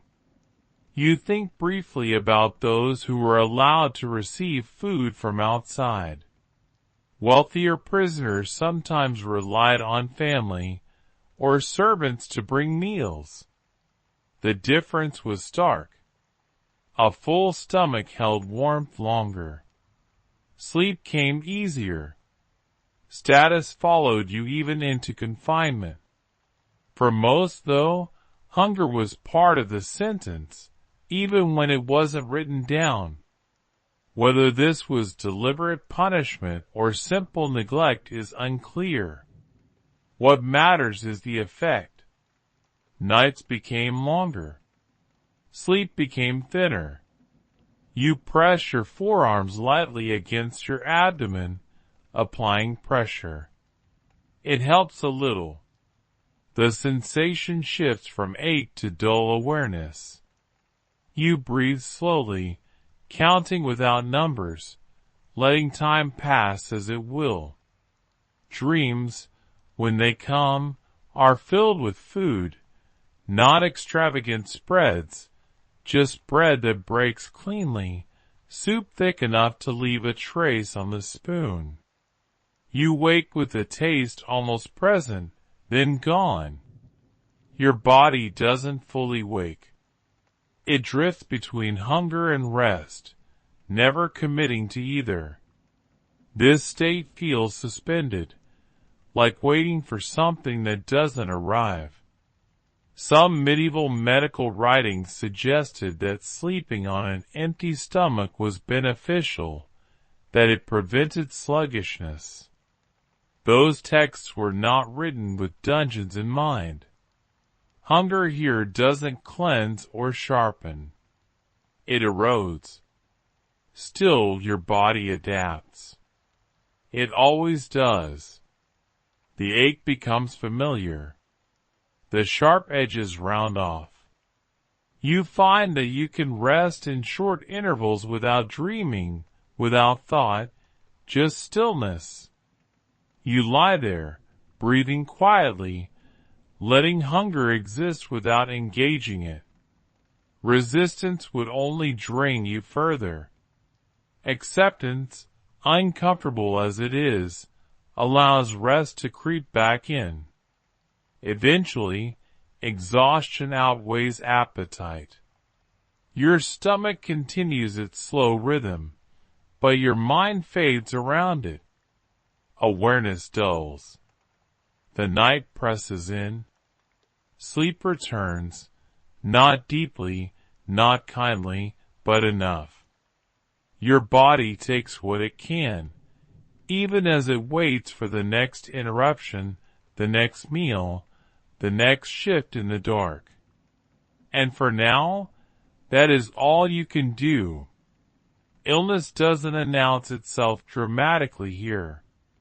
It arrives quietly, slipping into the body during moments when you're too cold, too hungry, or too exhausted to resist it. You notice it first as a heaviness in your chest, a thickness in your breath that wasn't there before. You inhale slowly, testing your lungs. The air feels cool and damp as it moves in, but the sensation lingers longer than it should. You exhale and hear a faint rasp, barely audible, but enough to catch your attention. You pause, listening to your own body the way you listen to the dungeon. Around you, others make similar sounds. A cough that tries to stay hidden. A wet breath drawn carefully, as if volume alone might worsen the condition. These noises carry a different weight than the usual night sounds. They suggest fragility, decline. Down here, sickness spreads easily. Close quarters. Shared air. Constant dampness. The body works harder just to stay warm, leaving less strength to fight infection. Medieval people understood this in practical terms, even if they lacked modern explanations. Cold and wet were known enemies of health. You adjust your posture slightly, propping your upper body just enough to make breathing easier. Lying flat presses discomfort into your chest. Sitting fully upright costs too much energy. You find a middle position and hold it, letting your breathing settle into a manageable rhythm. The smell in this cell has changed. It's subtle but noticeable. A faint sourness layered over the usual damp stone and wool. Illness has its own scent. It clings to breath and fabric alike. Some prisoners cough openly. Others stifle the sound with cloth or the crook of an arm. There's a quiet shame attached to sickness here. Not moral shame, but practical fear. To be ill is to be weaker. To be weaker is to draw attention. Records from medieval prisons occasionally mention outbreaks of fever or flux, especially in winter months. The language is brief, almost dismissive. A number of prisoners fell ill. Some did not recover. The details are sparse, but the pattern is clear. You swallow, feeling a scratch in your throat. Dryness. Irritation. Something just beginning. You hope it passes. Hope costs little, and it helps you stay still. Nearby, someone shifts and coughs again, harsher this time. The sound echoes briefly, then fades. You don't turn your head. Looking wouldn't help. There's nothing to be done. Medical care in prisons was minimal. A barber surgeon might be called if someone became severely ill, but only if the prisoner was considered valuable enough to warrant attention. Otherwise, sickness ran its course. Bodies either recovered or failed quietly. You breathe carefully, conserving warmth. Each breath fogs faintly in the air.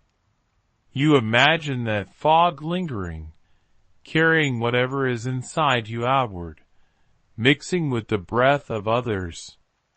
The thought is unsettling. You push it away. Sleep becomes more difficult when the body is unwell. Pain sharpens. Sensations grow louder. Every cough threatens to wake you fully. You find yourself hovering in a state of half-rest, aware of each inhale and exhale. There's a curious note in a municipal ledger from a northern town.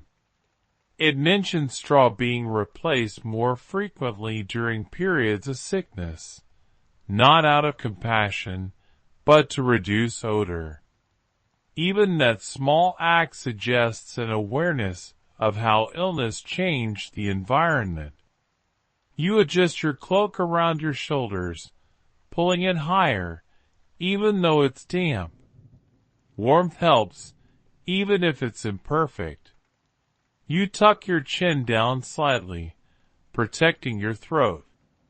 These are instinctive gestures, learned long before you ever saw a dungeon.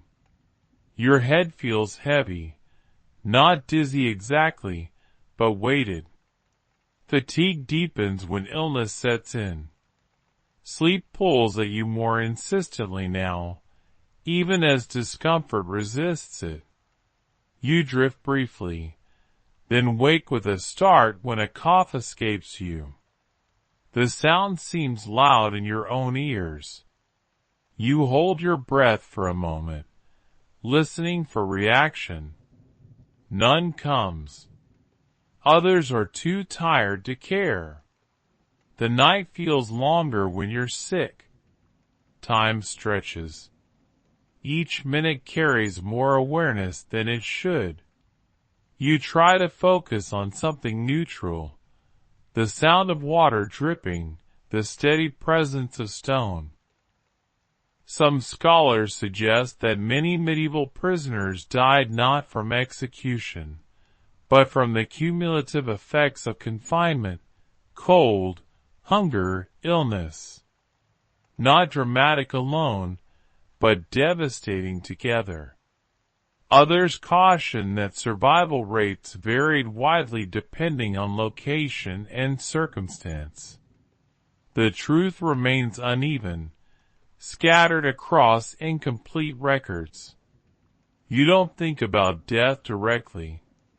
Your mind avoids it, focusing instead on the immediate task of breathing comfortably. Survival narrows attention. Big questions fall away. You feel heat rise briefly in your chest, then fade. A hint of fever perhaps, or just the body struggling to regulate itself. You pull your cloak tighter, trapping what warmth you can. Sleep finally takes hold again, deeper this time, driven by exhaustion more than comfort. Dreams come, but they're disordered. You dream of breathing thick air, of rooms without windows, of voices just out of reach. You wake with your heart steady, but your chest tight. You lie still, letting the sensation pass. Breathing evens out again. The worst has not arrived, at least not yet. Around you, the cell settles into uneasy rest. Coughs fade into softer breaths. The dungeon continues its slow work. You close your eyes once more, accepting that sleep, like health, is uncertain here. You take it when it comes, however it comes, because the body demands it. And for now, that demand is enough to carry you into another fragile stretch of rest, breathing carefully, enduring quietly, waiting for morning without knowing when it will arrive. The cold changes as the season deepens. What you felt before was persistent, exhausting, but manageable. This is different. Winter settles into the stone itself, and the dungeon responds as if it has been waiting for this moment all year. You notice it first in your hands. They ache even when you keep them tucked close. The pain is dull, spreading slowly, like pressure rather than sharpness. Your fingers feel thick, clumsy. You try to move them, and are surprised by how slowly they respond. Stone that once felt merely cool now feels alive with cold. It radiates outward, stealing warmth faster than your body can replace it. Even the air seems heavier, as if it has weight. Each breath costs more effort. Above ground, winter changes habits. Fires burn longer. People gather closer. Down here, there is no adjustment. The dungeon doesn't prepare. It simply becomes harsher. You curl tighter, drawing knees toward your chest. The movement is careful, constrained by chain and by the bodies around you. Someone nearby shifts as well, responding to the same instinct. Winter turns proximity from choice into necessity. Your breath fogs more noticeably now. The cloud lingers a fraction longer before dissolving. You watch it with detached interest. It becomes a small marker of your own heat escaping into the room. Historical sources often describe winter imprisonment as particularly brutal. Even by medieval standards, prisoners held through the cold months suffered more illness, more weakness, more death. Not because winter was malicious, but because it removed the last margin of error. The body had nowhere to borrow warmth from. You press your forearms against your abdomen again, guarding what little heat remains. Your shoulders hunch involuntarily. Muscles tense and refuse to relax fully. Sleep becomes harder to reach. Even with exhaustion pressing down, there is resistance. There's a peculiar quiet to winter nights. Rats move less. Water drips slower as some moisture freezes along the walls. The dungeon feels more still, as if holding its breath. That stillness makes the cold feel sharper. You listen to your own breathing. It sounds louder now, rasping slightly as cold air passes through your throat. You swallow and feel the scratch linger. Your body tries to conserve warmth by limiting movement. Even thoughts seem to slow. Someone near you shivers. The movement sends a ripple through the cluster of bodies. You feel the vibration, then stillness returns. Shivering generates heat, but it also burns energy. The body does it reluctantly, as a last resort. In winter, clothing becomes less about comfort and more about survival. Every fold matters. Every overlap traps a sliver of air. You adjust your cloak again. Even though it's damp and stiff, the movement exposes skin briefly, sending a spike of cold that makes you gasp quietly. You wait for the sensation to ease. It does, eventually. Winter teaches patience whether you want it or not. There's an odd detail mentioned in a record from a castle prison in the north. During severe cold, prisoners were allowed extra straw, not out of mercy, but because frozen bodies were harder to move if they died. This practical consideration says more than any moral statement could. You lie still, letting others' warmth seep into you where it can. It's not enough to feel warm, but it slows the loss. Bodies press closer now, less careful about personal space. The night demands cooperation. Sleep, when it comes, is heavier but shorter. Your body sinks quickly, driven by exhaustion, then snaps back to wakefulness when cold seeps too deep. This cycle repeats. Rest arrives in fragments, never long enough to feel restorative. You dream of fire again. This time it's smaller, weaker. You huddle near it, hands outstretched, but the warmth never quite reaches you. You wake with your hands clenched into fists, nails biting into palms. Your jaw aches from clenching against shivers you try to suppress. Teeth chatter briefly, then stop. You breathe slowly, trying to steady yourself. Panic would only waste heat. Some medieval thinkers believed that cold strengthened the spirit, that hardship purified. Those ideas were formed in warm rooms, written by hands not numb with winter. Down here, cold doesn't feel instructive. It feels absolute. You press your feet together, rubbing them lightly. The motion is small, barely visible, but it helps. Sensation returns in tingling waves, then fades again. You repeat the movement once more, then stop, conserving energy. The dungeon seems deeper in winter, heavier. The ceiling feels closer, the walls nearer. Sound doesn't carry as far. Even echoes feel muted. You focus on breathing again. In, out. Slow, controlled. This rhythm becomes your anchor.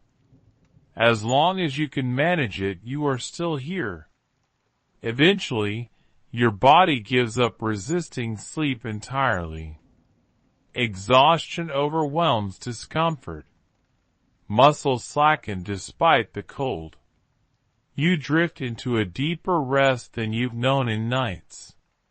It doesn't last long. Cold pulls you back. But the brief depth is enough to remind you what sleep used to feel like. You lie there afterward, eyes closed, accepting the winter as it is.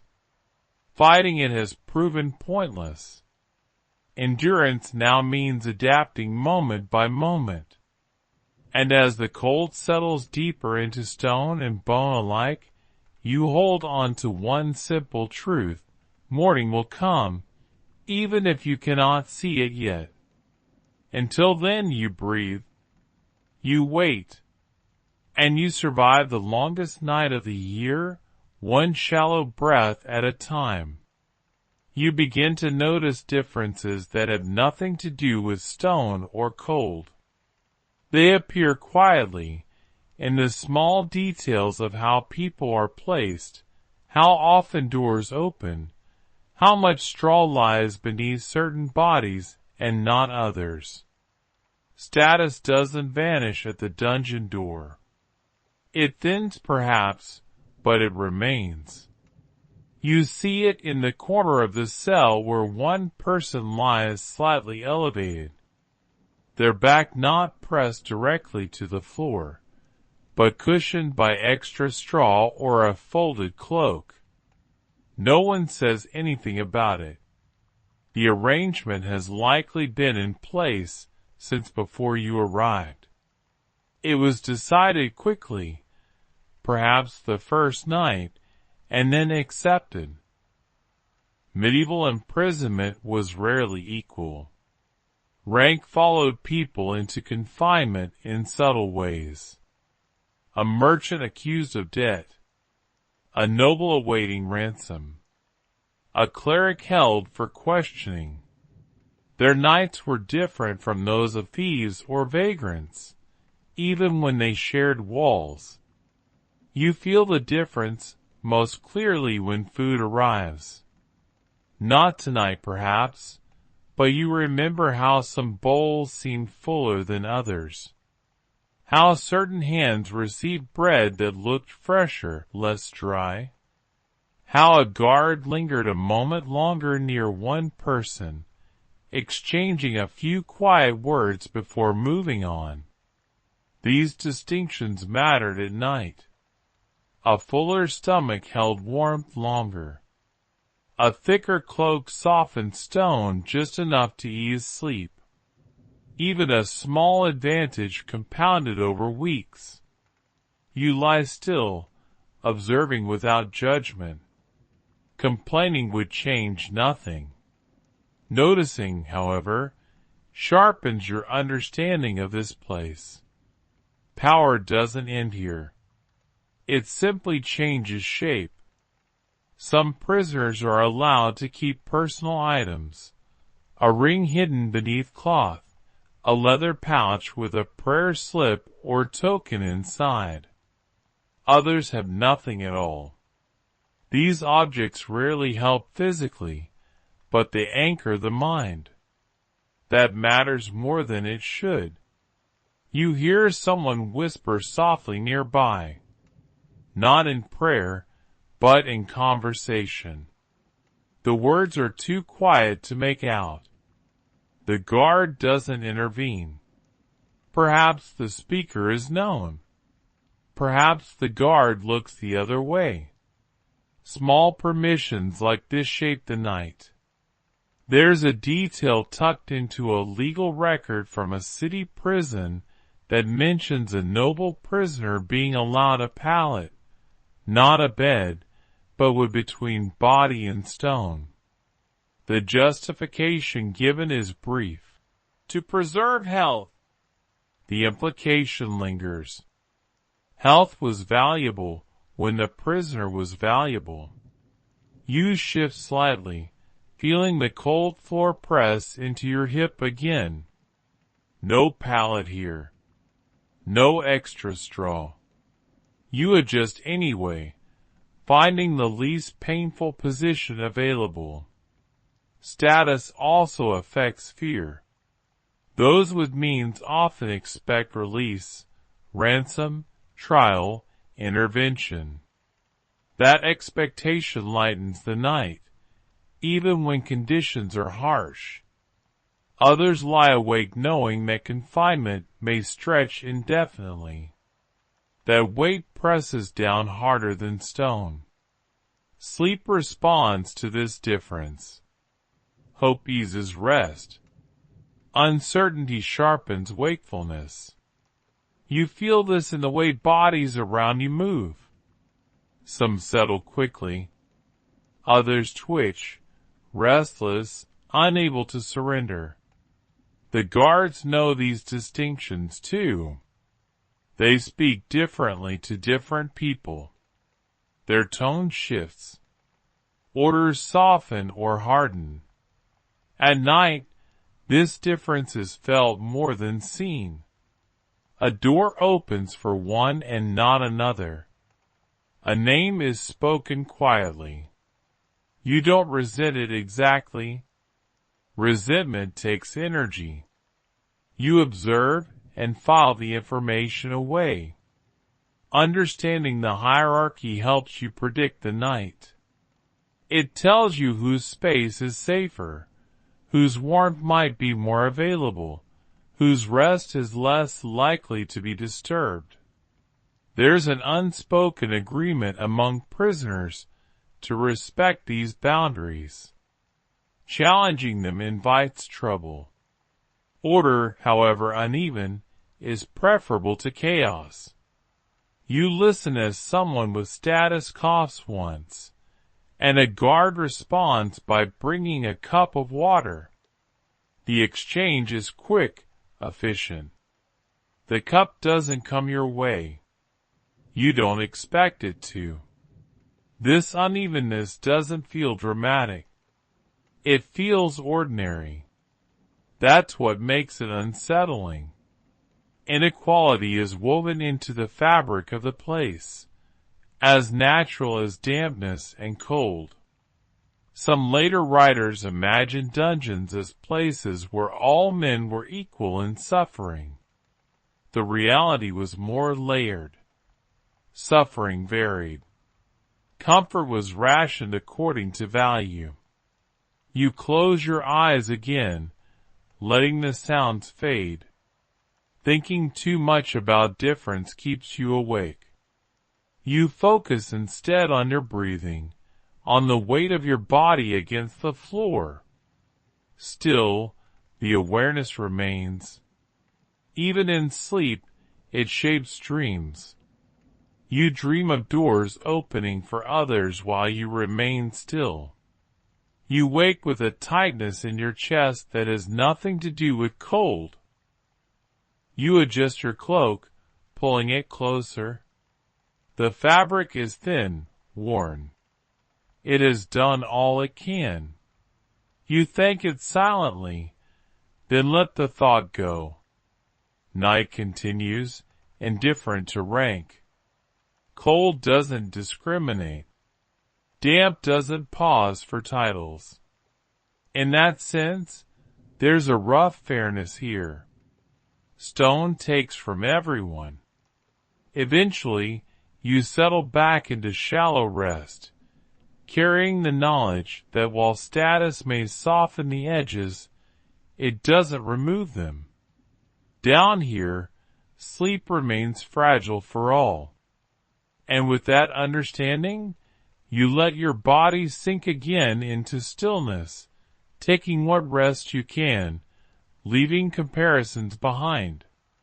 Because morning, whenever it arrives, will ask the same thing of everyone.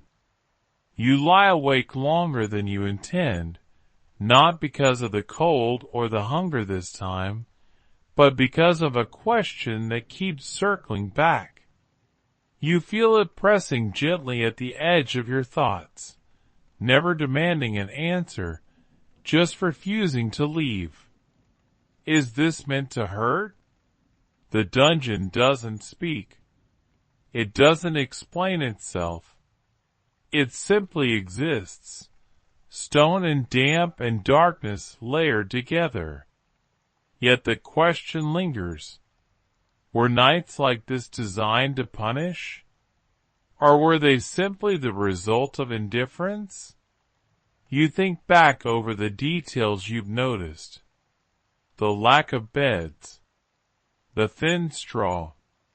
The cold that seems to soak into bone. None of it requires effort from those in charge. No extra cruelty is added. And yet the effect is relentless. In some places, medieval law treated imprisonment as a temporary measure, a holding space, not a sentence. Punishment came later. Fines, public humiliation, physical penalties. From that perspective, the dungeon was not meant to break you. It was meant to contain you. But intention doesn't change experience. Whether designed or neglected, the result feels the same when you're lying on stone at night. You shift slightly, feeling the familiar ache in your shoulder. The chain allows just enough movement to remind you that you're still restricted. That reminder feels deliberate. Restraint is not accidental. Someone decided where the iron would sit. Guards enforce silence at night. Not always harshly, but consistently. Noise brings response. Stillness brings neglect. This pattern trains behavior. You learn what's acceptable without being told. That feels intentional too. At the same time, there are signs of care, however minimal. Straw replaced, if irregularly. A door open for a sick prisoner. Extra straw during severe cold. These gestures complicate the picture. They suggest that suffering is not always the goal. You consider how easily small changes could make this place more bearable. A wooden platform. A thicker layer of straw. A regular meal at night. None would compromise security. None would be difficult to implement. And yet they're absent. Perhaps the answer lies somewhere between punishment and neglect. The dungeon exists to confine, and comfort simply doesn't matter enough to justify expense or effort. Pain becomes a byproduct rather than a purpose. Your body responds to this thought with a familiar heaviness. Debating intention doesn't warm you. It doesn't soften the floor. Still, the question persists. because humans search for meaning even in discomfort. You listen to the space again. Someone shifts, muttering softly. Another sighs. No one speaks aloud. Conversations like this happen only inside your head. There's a curious note in a judicial account that mentions prisoners being housed above ground when space allowed, particularly in summer. The implication is clear. Underground cells were harsher. They were chosen when other options were unavailable or undesired. That choice carries weight. You breathe slowly, letting the thoughts settle. Whether intentional or not, the dungeon teaches the same lesson every night. You are not the priority. Your sleep is not protected. Your comfort is irrelevant. This realization brings a strange calm. Fighting for comfort feels pointless when the system doesn't recognize it as a concern. Accepting that frees a small amount of energy. You stop expecting more. Sleep edges closer as your thoughts simplify. Cold, stone, breath. These are concrete. Motive is abstract. Abstract thoughts keep you awake. You curl slightly, seeking the least painful alignment. Someone nearby shifts too, responding to the same instinct. Bodies adjust, settle, then grow still again. Dreams come more easily now, perhaps because your mind has let go of the question. In the dream, you're standing in a corridor much like this one, but the walls are wood instead of stone. The floor gives slightly under your feet. You wake before anything happens, heart steady, mind quiet. You don't return to the question immediately. You focus instead on the present, the weight of your cloak, the sound of breathing nearby, the absence of footsteps. This night feels different from earlier ones. Not easier, but clearer. You understand the rules now. The dungeon doesn't negotiate. It doesn't respond to fairness or injustice. It responds only to time. Some scholars later tried to categorize medieval prisons as either punitive or administrative. The reality resists neat labels. Conditions varied by region, by ruler, by moment. What remains constant is the human experience of the night. You shift your head slightly, careful not to disturb anyone. Straw rustles, then stills. The chain lies slack. Your breathing slows. The cold remains, but it no longer surprises you. Hunger hums quietly, but it doesn't dominate. Illness hovers at the edge of awareness, but it hasn't claimed you tonight. You accept this small victory without celebration. Acceptance itself is enough. As sleep takes hold again, your body relaxes into the pattern it has learned. Rest will come in fragments. That's how nights work here. You no longer fight that rhythm. You move with it. The question of punishment fades into the background, unresolved but quieter. Perhaps that's the closest thing to an answer you'll get. You drift again, carried by exhaustion rather than comfort, letting the stone hold you as it always has. Intention no longer matters. Only endurance does. The itching begins before you fully notice it.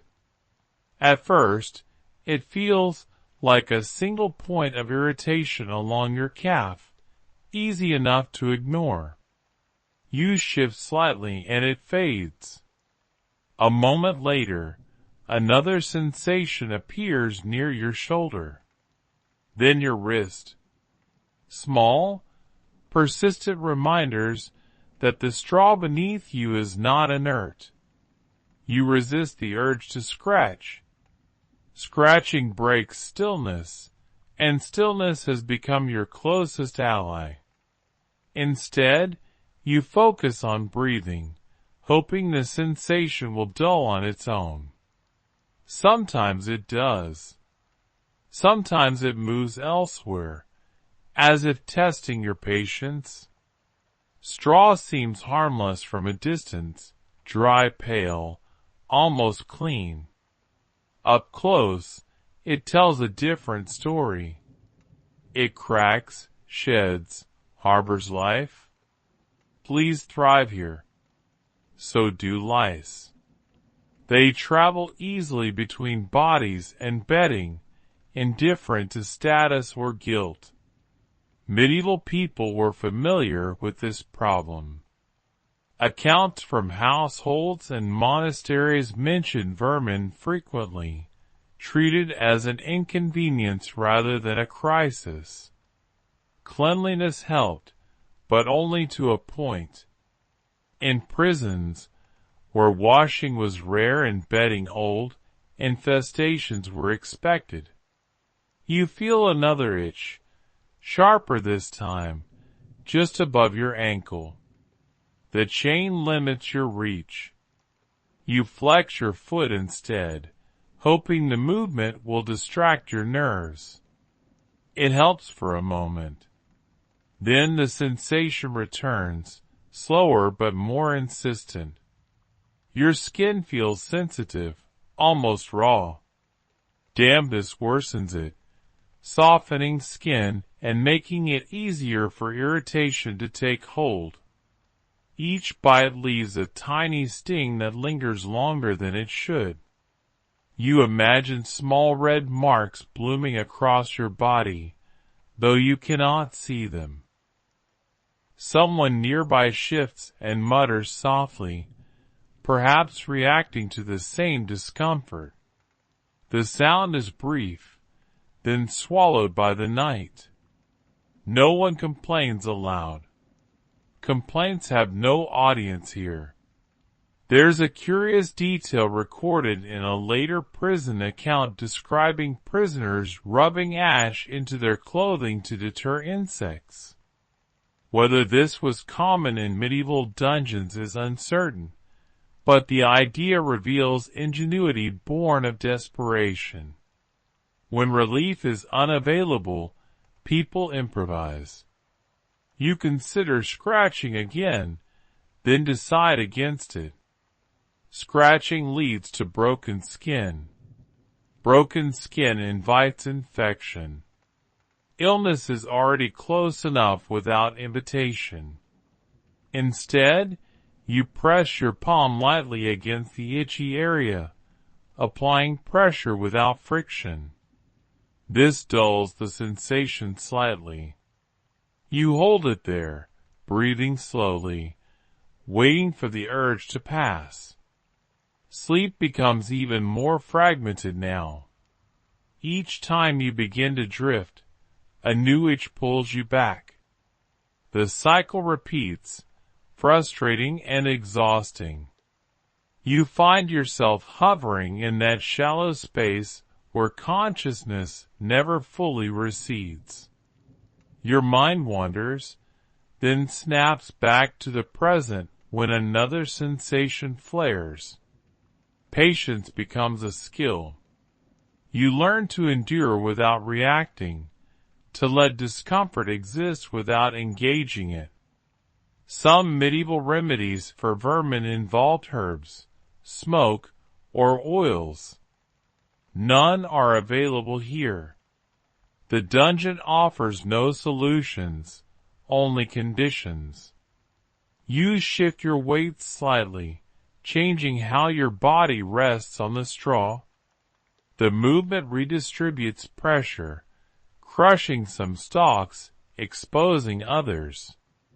The relief is temporary but welcome.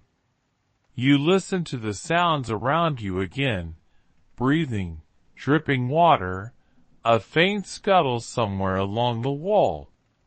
The night continues its quiet work. Your thoughts grow slower, heavier. Even irritation loses its sharpness as exhaustion deepens.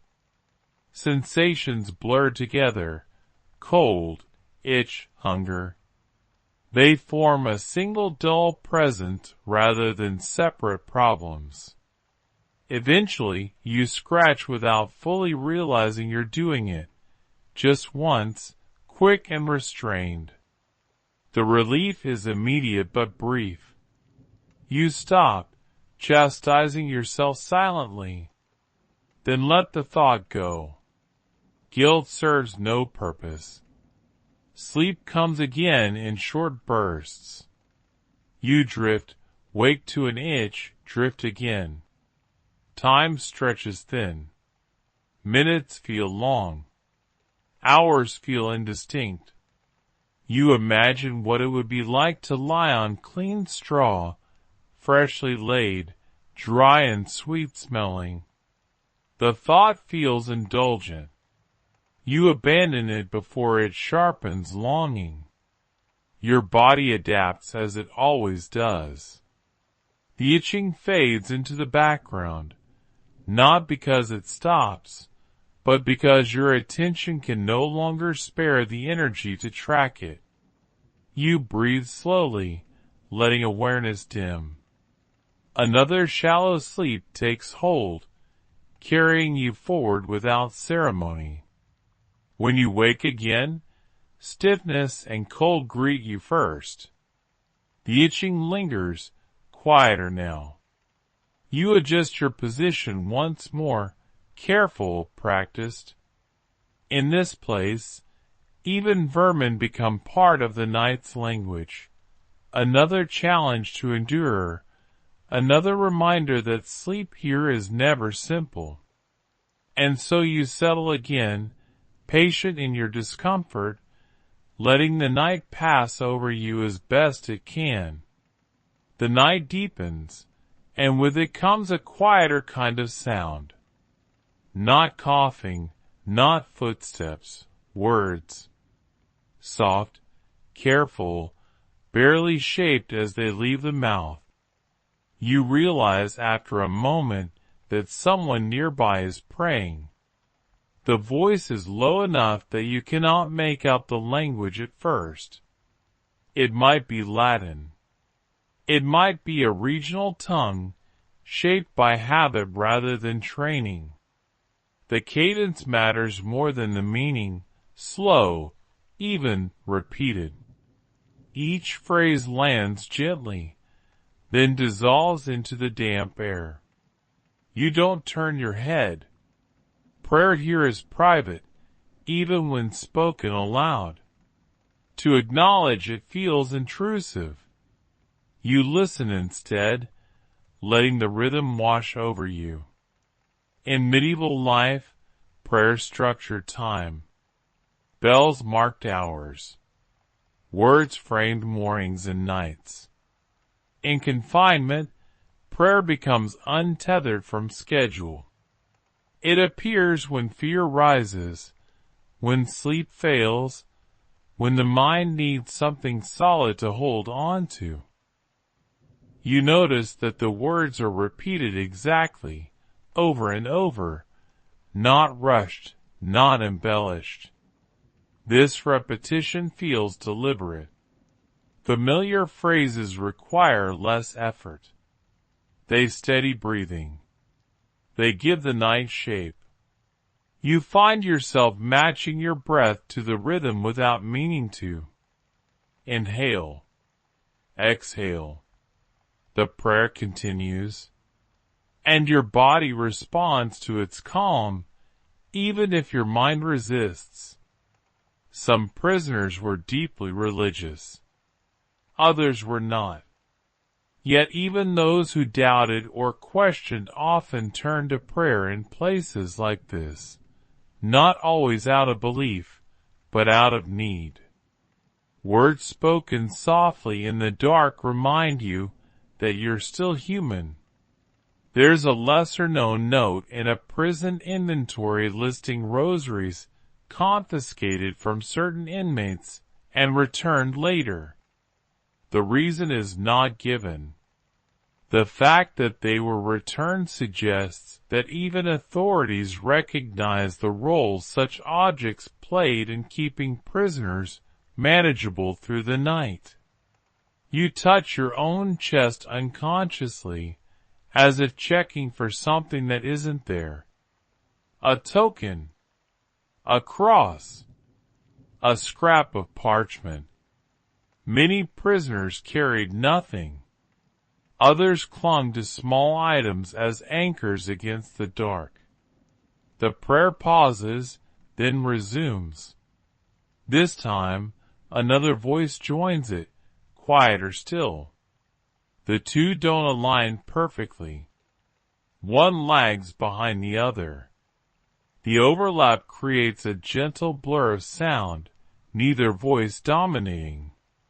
You feel tension ease slightly in your shoulders, not because the night has improved, but because something within it has softened.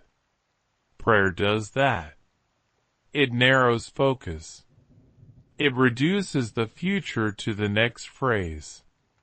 You consider saying something yourself. A prayer learned long ago. Or simply a phrase repeated until it loses meaning. You hesitate. Words feel heavy tonight. Silence has become comfortable. Instead, you listen. The prayers drift, fade, then return again. Someone stops. Someone else continues. The sound ebbs and flows like breath. Not all prayers are for deliverance. Some ask only for endurance, strength for the night, peace of mind. Others are less structured, more like whispered confessions, regrets spoken into darkness without expectation of response. You imagine the faces around you, eyes closed, lips barely moving, each person carrying their own fear, their own hope. Prayer becomes a way to exist alongside others without touching. There is debate among scholars about how common prayer was in medieval prisons, particularly among those accused of secular crimes. Some argue it was constant. Others suggest it has been overstated in later accounts. What is clear is that in moments of enforced stillness, words were one of the few tools available.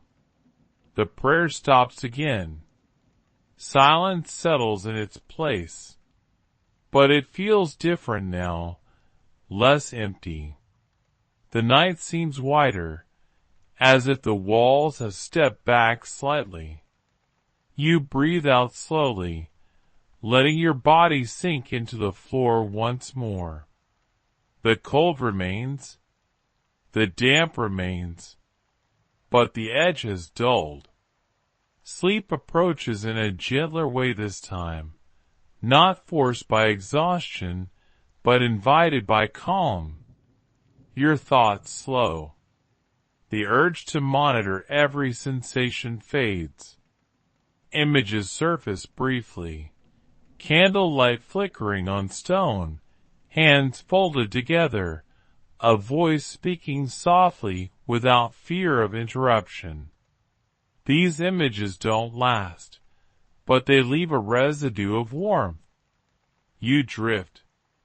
When you wake again, you're not sure what brought you back. The prayer has ended. The cell has returned to its usual soundscape, drips, breathing, stillness. Yet something lingers. A sense that the night has moved forward, that time has passed in a way you could feel rather than measure. You lie quietly, letting sleep return on its own. There's no rush. The night will take as long as it takes. And so you rest again, carried not by comfort, but by rhythm, breath, silence, stone, words spoken and released. For now, that's enough to hold you until the next waking moment arrives. Sleep finally takes you somewhere unfamiliar, not deep, not peaceful, but different from the half-rest you've learned to accept. Your body remains heavy on the stone, yet your mind begins to loosen its grip on the room around you. The dungeon doesn't vanish. It fades. Images arrive without invitation. They don't follow logic or order. A stretch of road you once walked. A doorway you recognize but cannot place. A voice calling your name, though the sound carries no urgency. Dreams here are not escapes. They're rearrangements of what you already know. You become aware that the dreams are shaped by constraint. You don't run. You don't climb. Movement feels limited even in sleep. Your mind remembers the chain. It remembers the walls. Freedom appears only in small gestures, turning a corner, sitting by a fire, lying down without pain. You surface briefly, unsure whether you're awake or still dreaming. The cold answers that question quickly. Your body reminds you where you are. The dream dissolves, leaving behind a faint sense of loss. You drift again. This time, the dream holds longer. You're inside a room that looks ordinary at first. Wooden walls, a low ceiling. The floor feels solid but forgiving. You lie down and wait for the familiar ache, but it doesn't come. The absence feels startling. You wake abruptly, heart steady but alert. Dreams in confinement behave differently. They borrow heavily from memory and scarcity. Medieval writers sometimes describe dreams as messages or warnings. Others viewed them as the body processing imbalance. Down here, they feel more like rehearsals for comfort that no longer exists. You breathe slowly, allowing sleep to approach again. It does cautiously. In the next dream, you're not alone. Other figures sit nearby, close enough to share warmth, but far enough to leave space. No one speaks. No one needs to. The quiet feels intentional. You recognize some faces. Others blur before you can name them. You wake with the image still present, then feel it slip away as sensation returns. Stone presses against your back. Damp air clings to your skin. The dream leaves no trace except a brief easing of tension in your chest. You lie still, eyes closed, testing whether sleep will return on its own.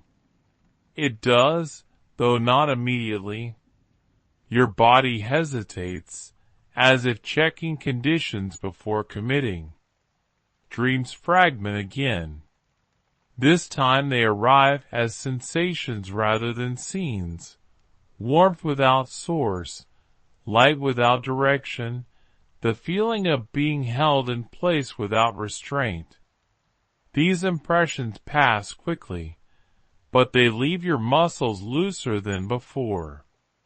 There's a long-standing question among historians about how imprisonment affects dreaming.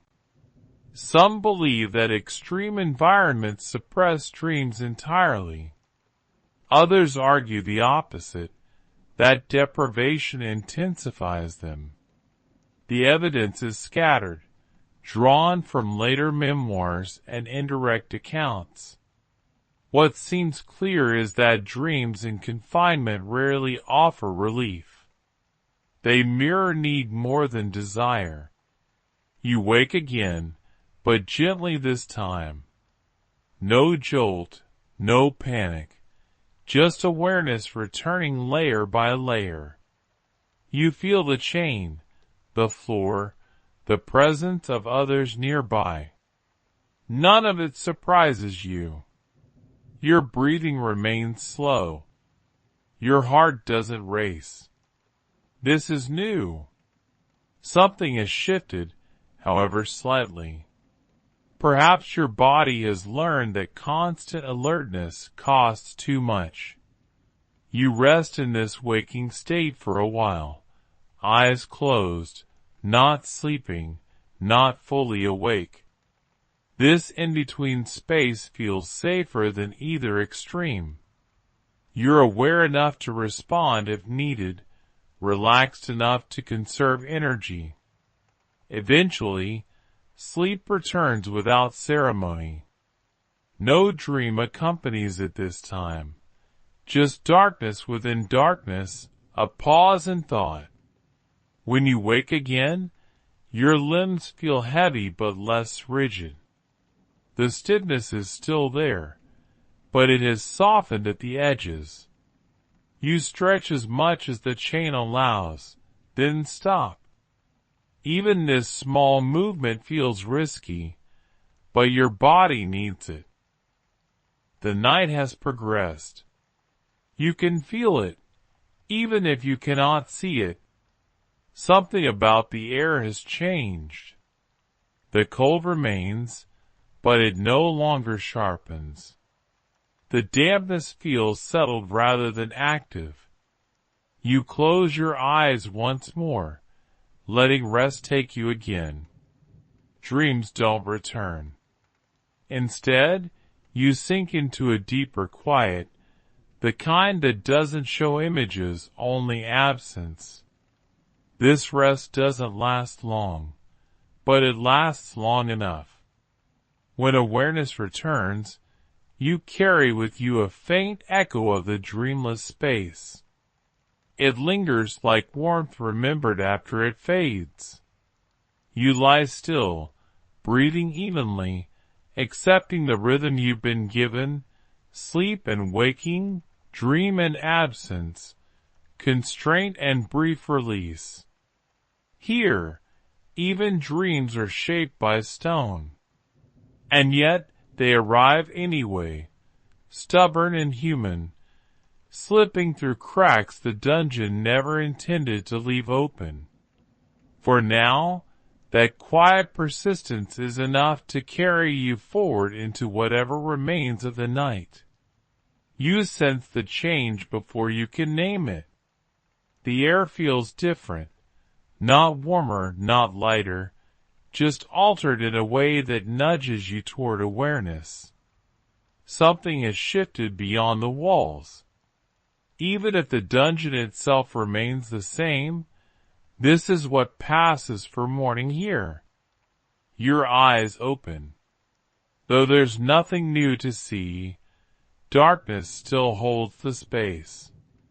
The slit of a window, if there is one, offers no light yet. And still your body knows. The night has thinned. Time has moved forward. You stretch as much as the chain allows, careful and deliberate. Muscles protest softly, sending dull aches through shoulders and hips. You welcome the sensation. Pain confirms that circulation is returning, that you're still responsive. Around you, others stir as well, not all at once, but in small signs. A sigh, a cough, the soft scrape of straw as someone shifts position. Morning announces itself through bodies rather than light. You sit up slightly, bracing yourself with one hand. The stone floor feels colder now than it did during the night, or perhaps you're simply more aware of it. Sleep dull sensation.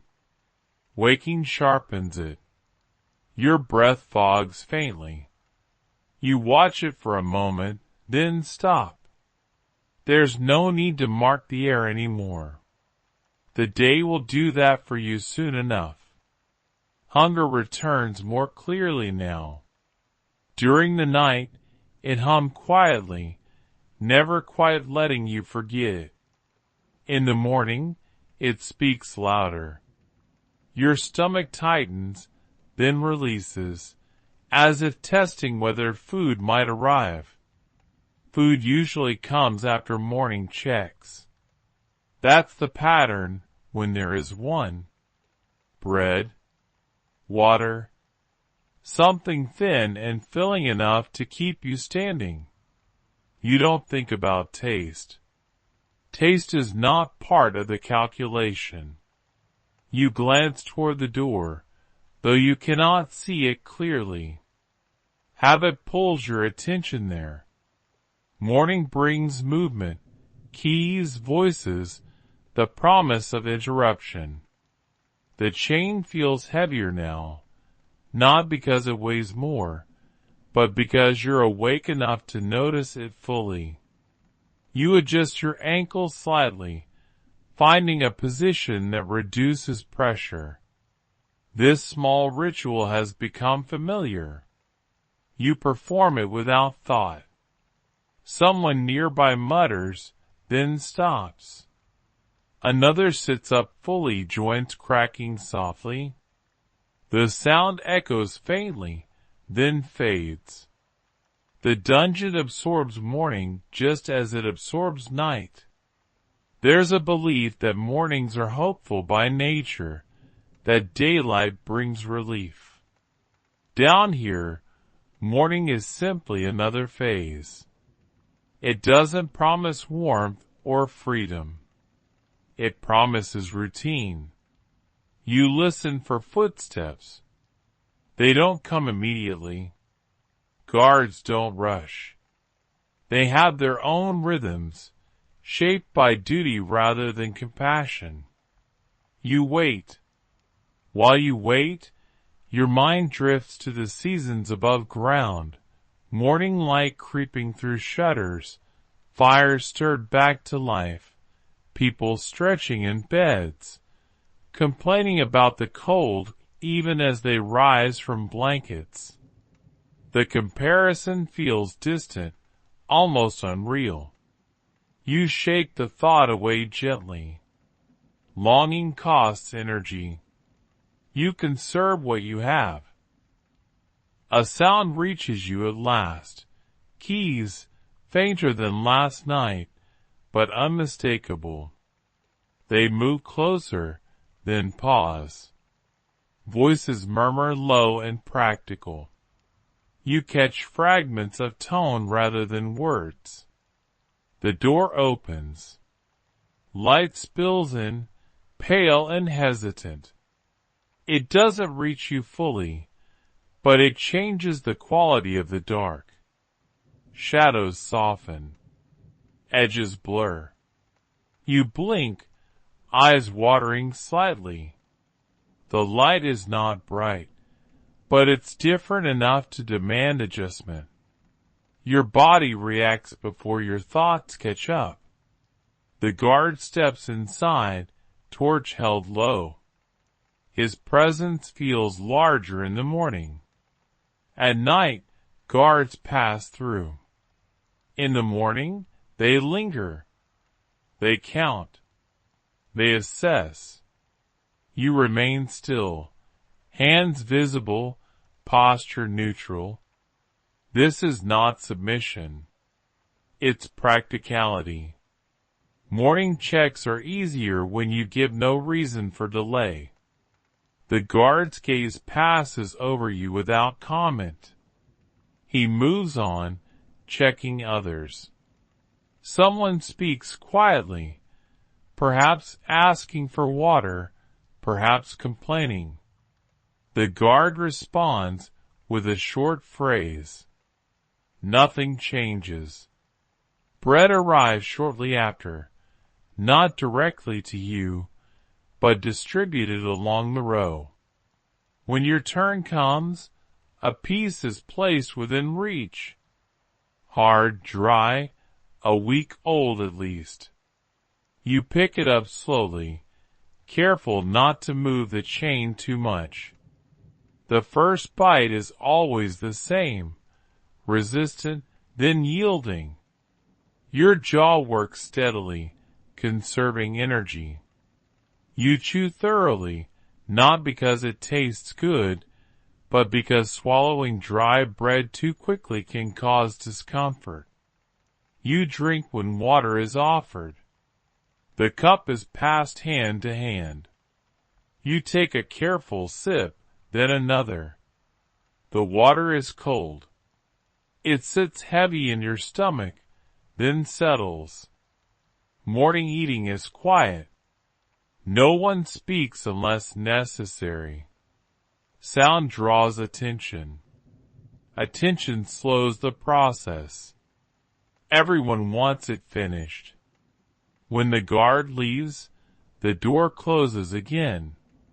Light recedes, but not entirely. A faint glow lingers at the edges of the cell. The day has begun, even if you cannot see it.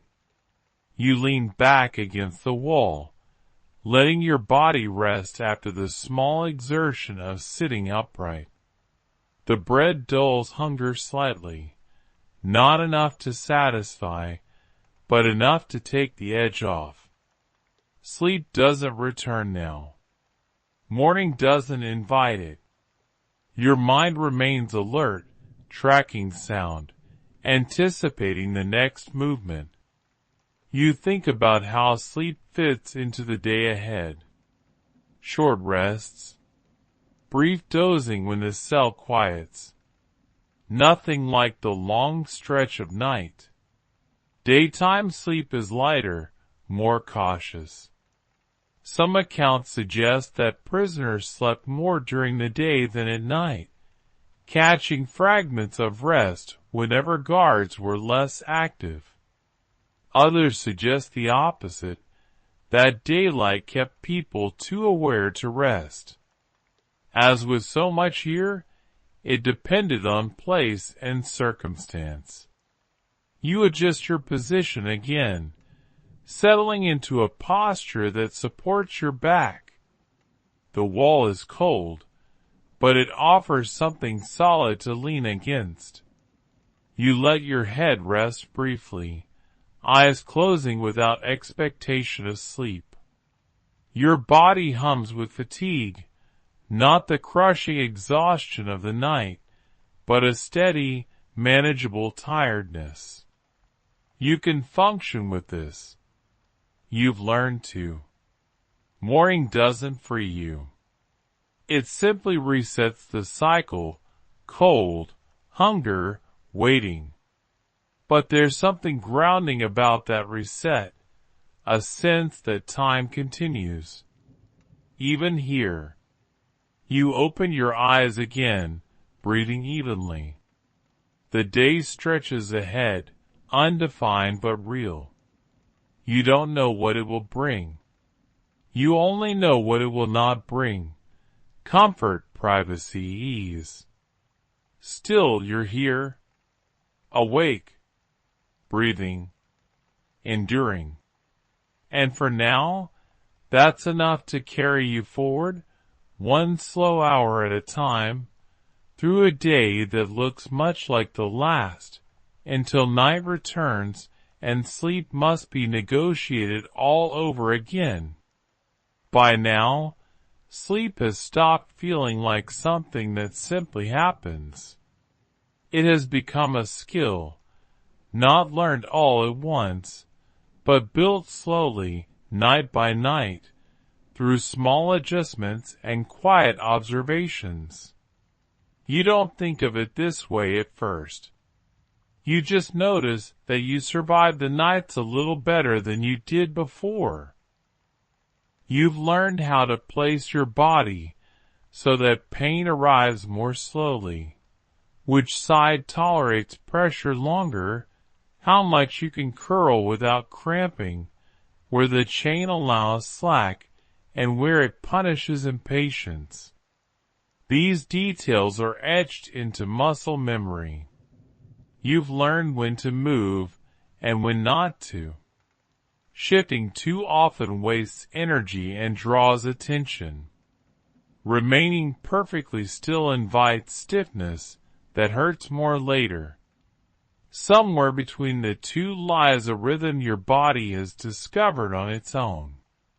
Breathing has become deliberate, slow, measured. You no longer gasp when the cold surprises you.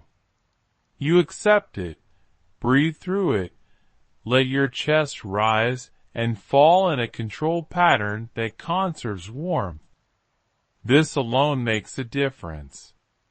You've learned how to borrow warmth from others without demanding it, how to settle close enough to share heat without provoking tension, how to recognize when someone needs space, and when they're willing to trade comfort for survival.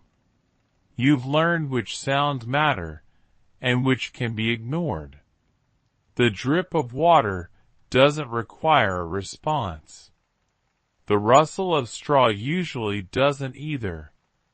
Keys always do. Footsteps sometimes do. This discernment allows your mind to rest even when your body cannot. You've learned that sleep doesn't arrive all at once here. It comes in pieces. 10 minutes, 20, a shallow hour if you're fortunate. You take each fragment as it comes, without expectation of more. Expectation makes disappointment sharper. There's a quiet discipline in this acceptance. Not resignation exactly, more like adaptation. You're not giving up. You're learning how to last. Some later observers wrote that prisoners became strangely calm over time. This calm was not peace. It was efficiency. A mind that wastes less energy on panic has more left for endurance. You feel this calm now as night returns.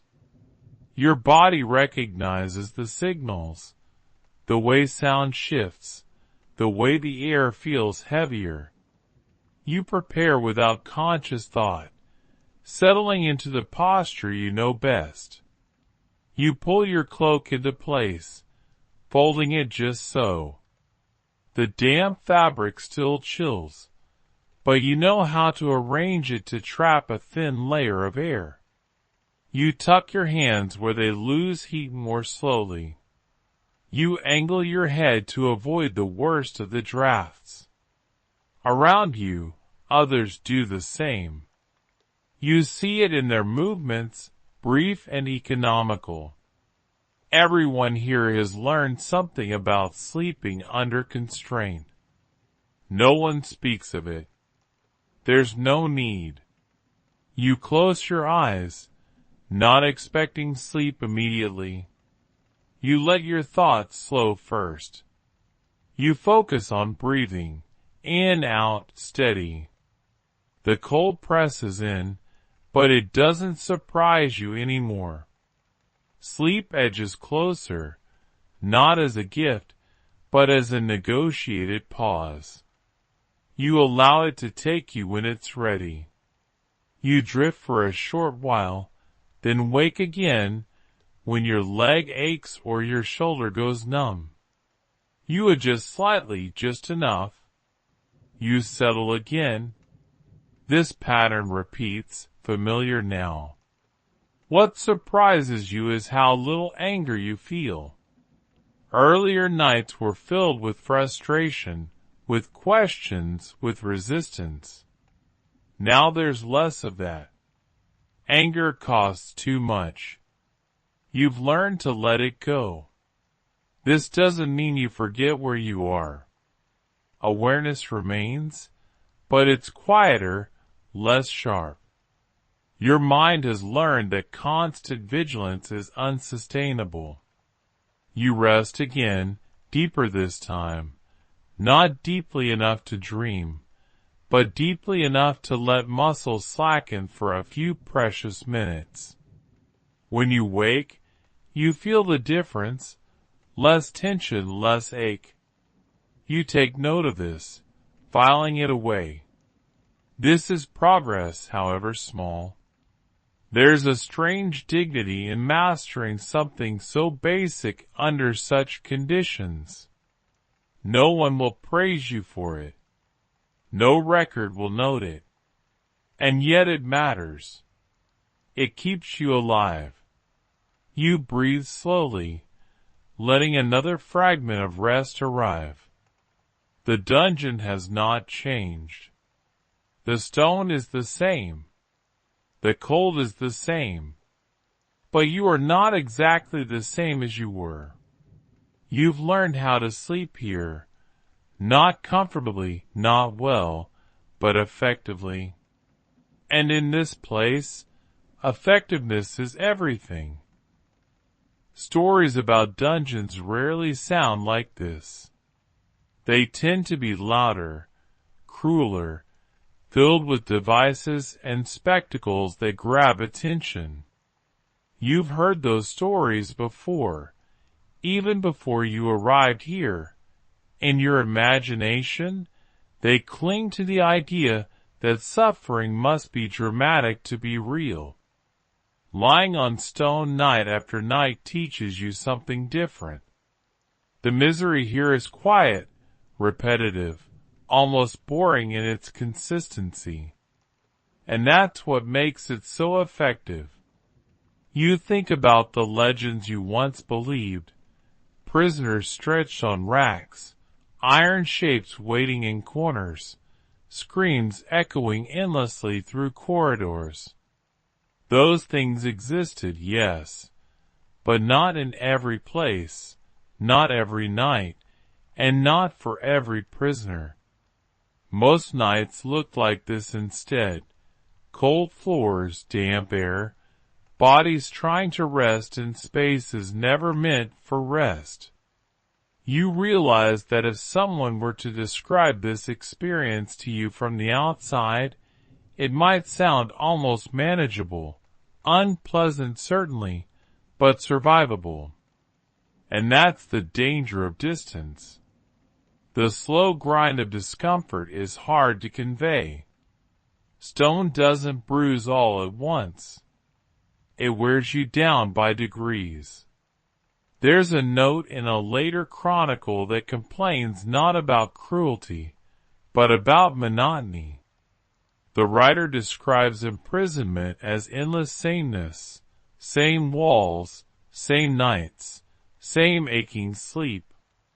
That detail feels honest. Pain fades. Routine remains. You lie still, letting this thought settle. The dungeon doesn't need instruments to harm you. It relies on time. Popular imagination prefers sharp edges. It struggles with dull persistence. Yet the dullness is what reshapes you. It alters how you measure comfort, how you define rest, how you understand your own limits. You close your eyes and remember how sleep felt before this place, how it arrived without negotiation, how your body trusted the surface beneath it. That memory feels distant now, softened by nights like these.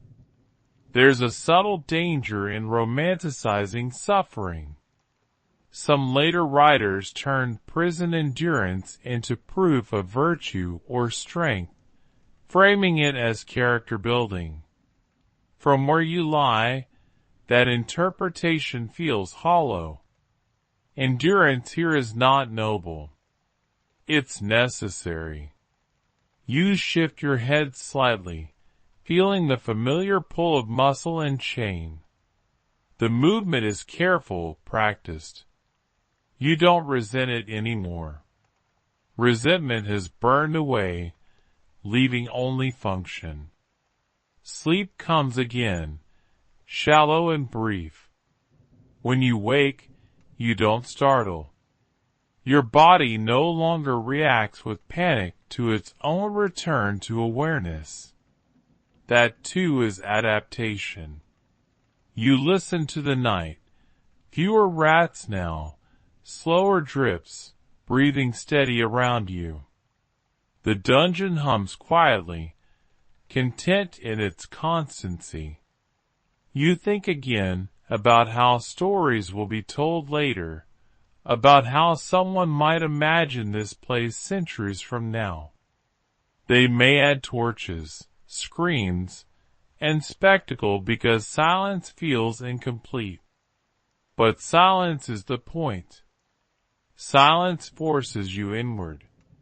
It removes distraction. It leaves you alone with cold, hunger, and thought. That's where the real work happens. Some historians have begun to question whether our image of medieval imprisonment says more about modern fears than medieval realities.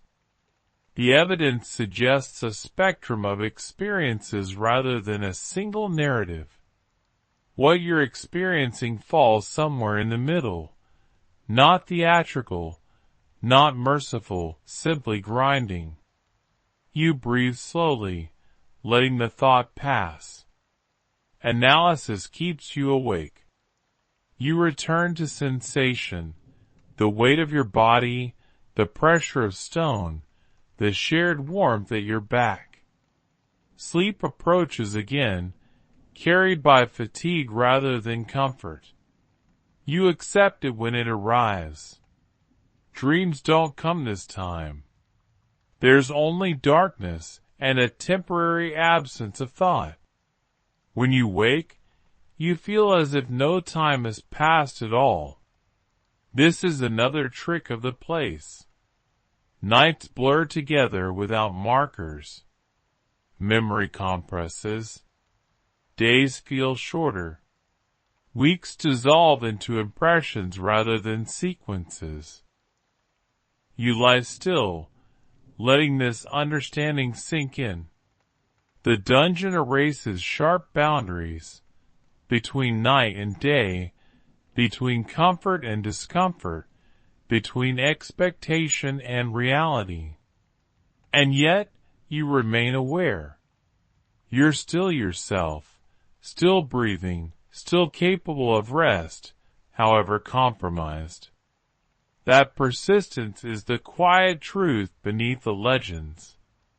And as the night continues, you rest again, not because you believe the stories have lied, but because you now understand what they left out.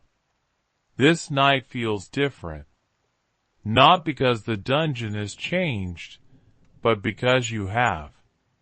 There's a weight in the air that has nothing to do with cold or damp. It settles in your chest and stays there, quiet but persistent. You sense that something is approaching, even if you don't know what shape it will take. Sleep comes more slowly tonight. Your body resists settling, as if it understands that rest might be interrupted. You lie still anyway, letting breathing steady, letting muscles soften where they can. The stone receives you as it always has. Somewhere beyond the walls, decisions are being made. You cannot hear them. You cannot influence them. But you feel their presence like distant weather. This is what uncertainty does. It sharpens awareness without offering clarity. You think about the last nights you spent here, how sleep arrived in fragments, how your body learned to work around discomfort, how endurance replaced expectation. Those lessons don't leave you now. They sit quietly ready.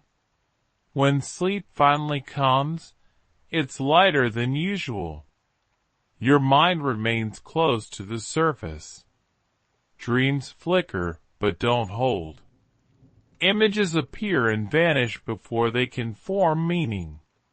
You wake often, unsure what pulled you back.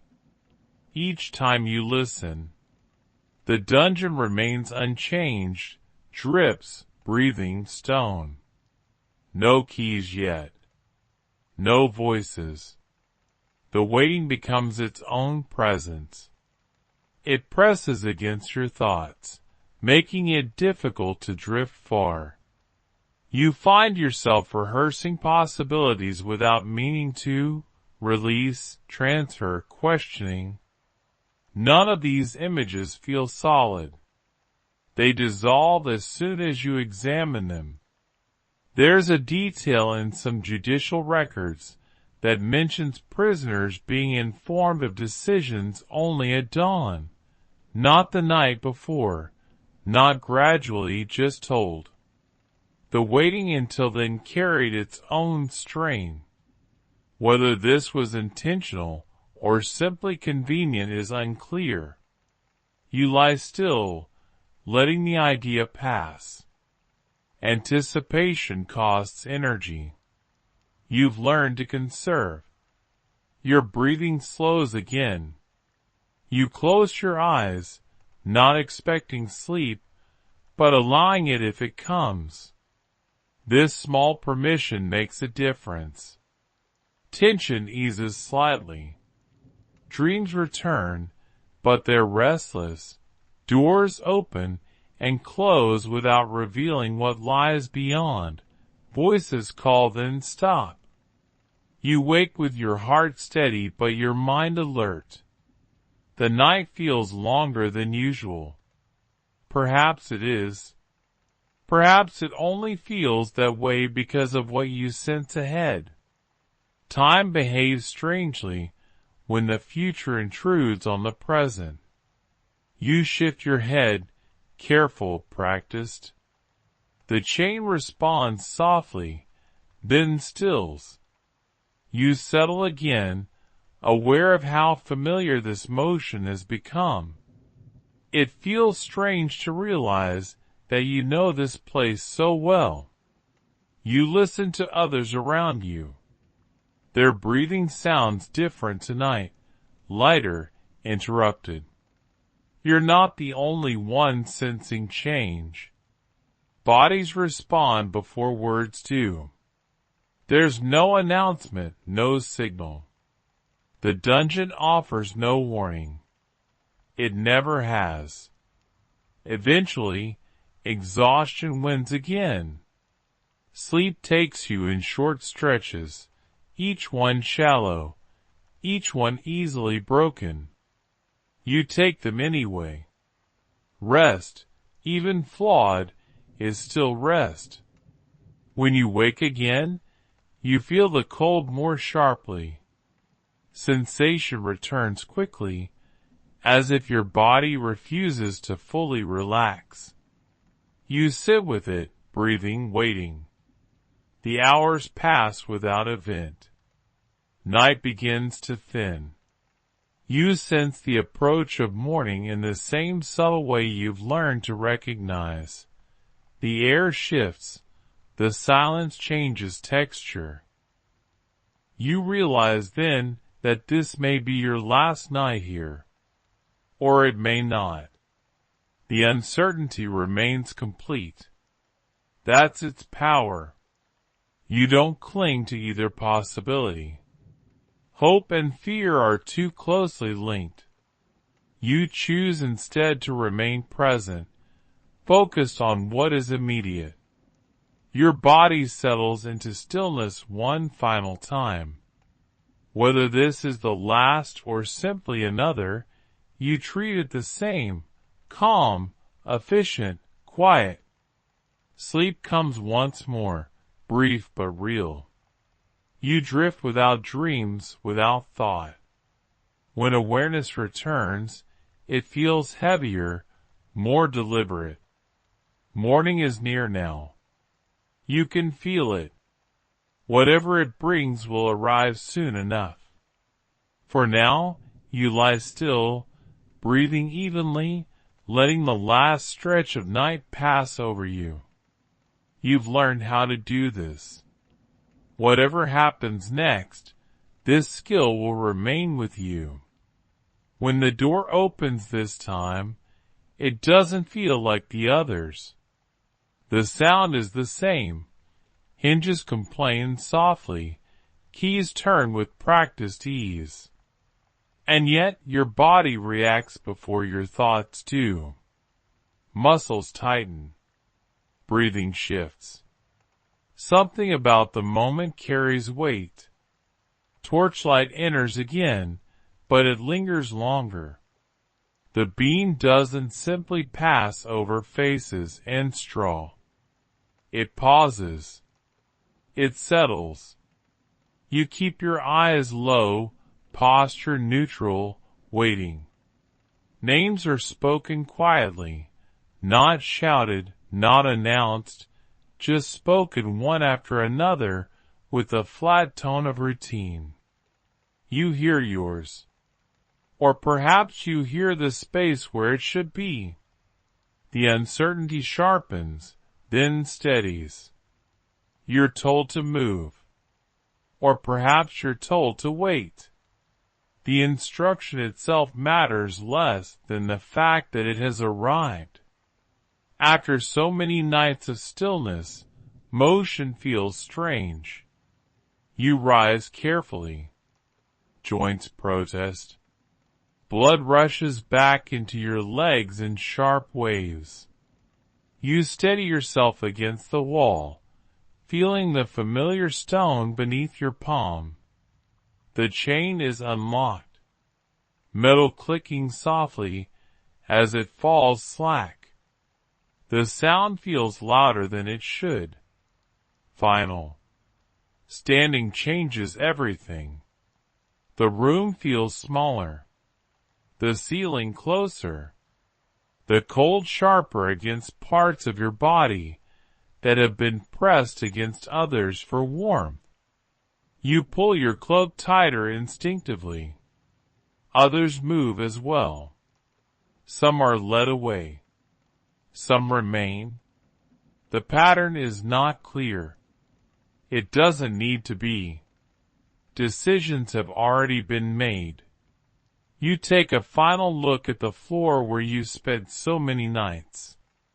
Straw flattened by your weight. Marks where others lay. The place looks no different than it did before. And that feels unsettling. The dungeon doesn't record departure. It simply waits. You're guided down a corridor, footsteps echoing softly. The air changes as you move, less damp, slightly fresher. Or perhaps your senses are simply responding to change.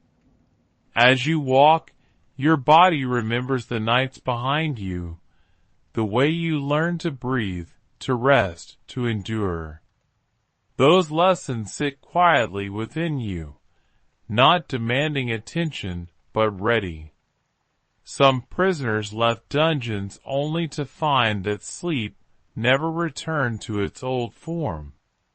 Even in beds, on wood, with blankets, their bodies woke often, listening for sounds that no longer mattered. Memory lingered in muscle and nerve. You don't know whether that will be true for you. It feels too early to imagine the future. You focus on the present, the feel of stone beneath your feet, the rhythm of steps, the sound of keys moving away. There's a brief pause at another door, a final check, a moment where anything could still change. Then the door opens, and you're moved onward. Light appears ahead, faint but unmistakable. Not torchlight. Daylight. Filtered and weak, but real. Your eyes adjust slowly. You blink, breath catching without your permission. You're not free yet. You understand that. But something has shifted. The night cycle has been broken. As you step into this new space, your body carries the imprint of the dungeon with it. Cold still lingers in your bones. Hunger still hums quietly. Fatigue wraps around you like an extra layer of cloth. You pause, allowed a moment to stand, to exist without lying down, without negotiating stone. You realize then how deeply the night shaped you. Sleep there was not rest. It was training. It taught you how little you needed to endure, and how carefully you learned to listen to your own body. Whatever comes next will carry its own challenges. But the dungeon nights have already done their work. You breathe in slowly, letting the new air fill your lungs. It feels different, not warm, not kind, just different.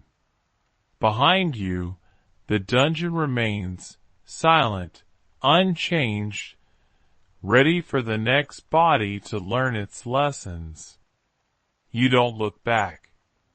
And now, as we close this journey together, let me offer you something different. Let your imagination shift away from that cold stone, away from the darkness and the chains. Picture yourself lying beneath a simple blanket, the kind that doesn't itch, the kind that holds warmth without trapping dampness. Feel the weight of it settle over your shoulders and chest, steady and reassuring. The air is cool but clean. Each breath feels easy, like your body is finally allowed to do its quiet work without interference. You hear a fire somewhere far away, not close enough to heat the room, just close enough to suggest safety. It crackles softly, a sound that doesn't demand attention, only offers it. Your hands rest at your sides. Your fingers are loose now. Your jaw is relaxed. The tension that once held you alert through every moment dissolves into the surface beneath you, leaving you lighter. And as you breathe, slow and steady, you let the last image of stone and darkness blur, soften, and drift away until it becomes nothing more than a distant memory, quiet and powerless, floating far behind you. You are warm enough. You are safe enough. You can rest. Sweet dreams.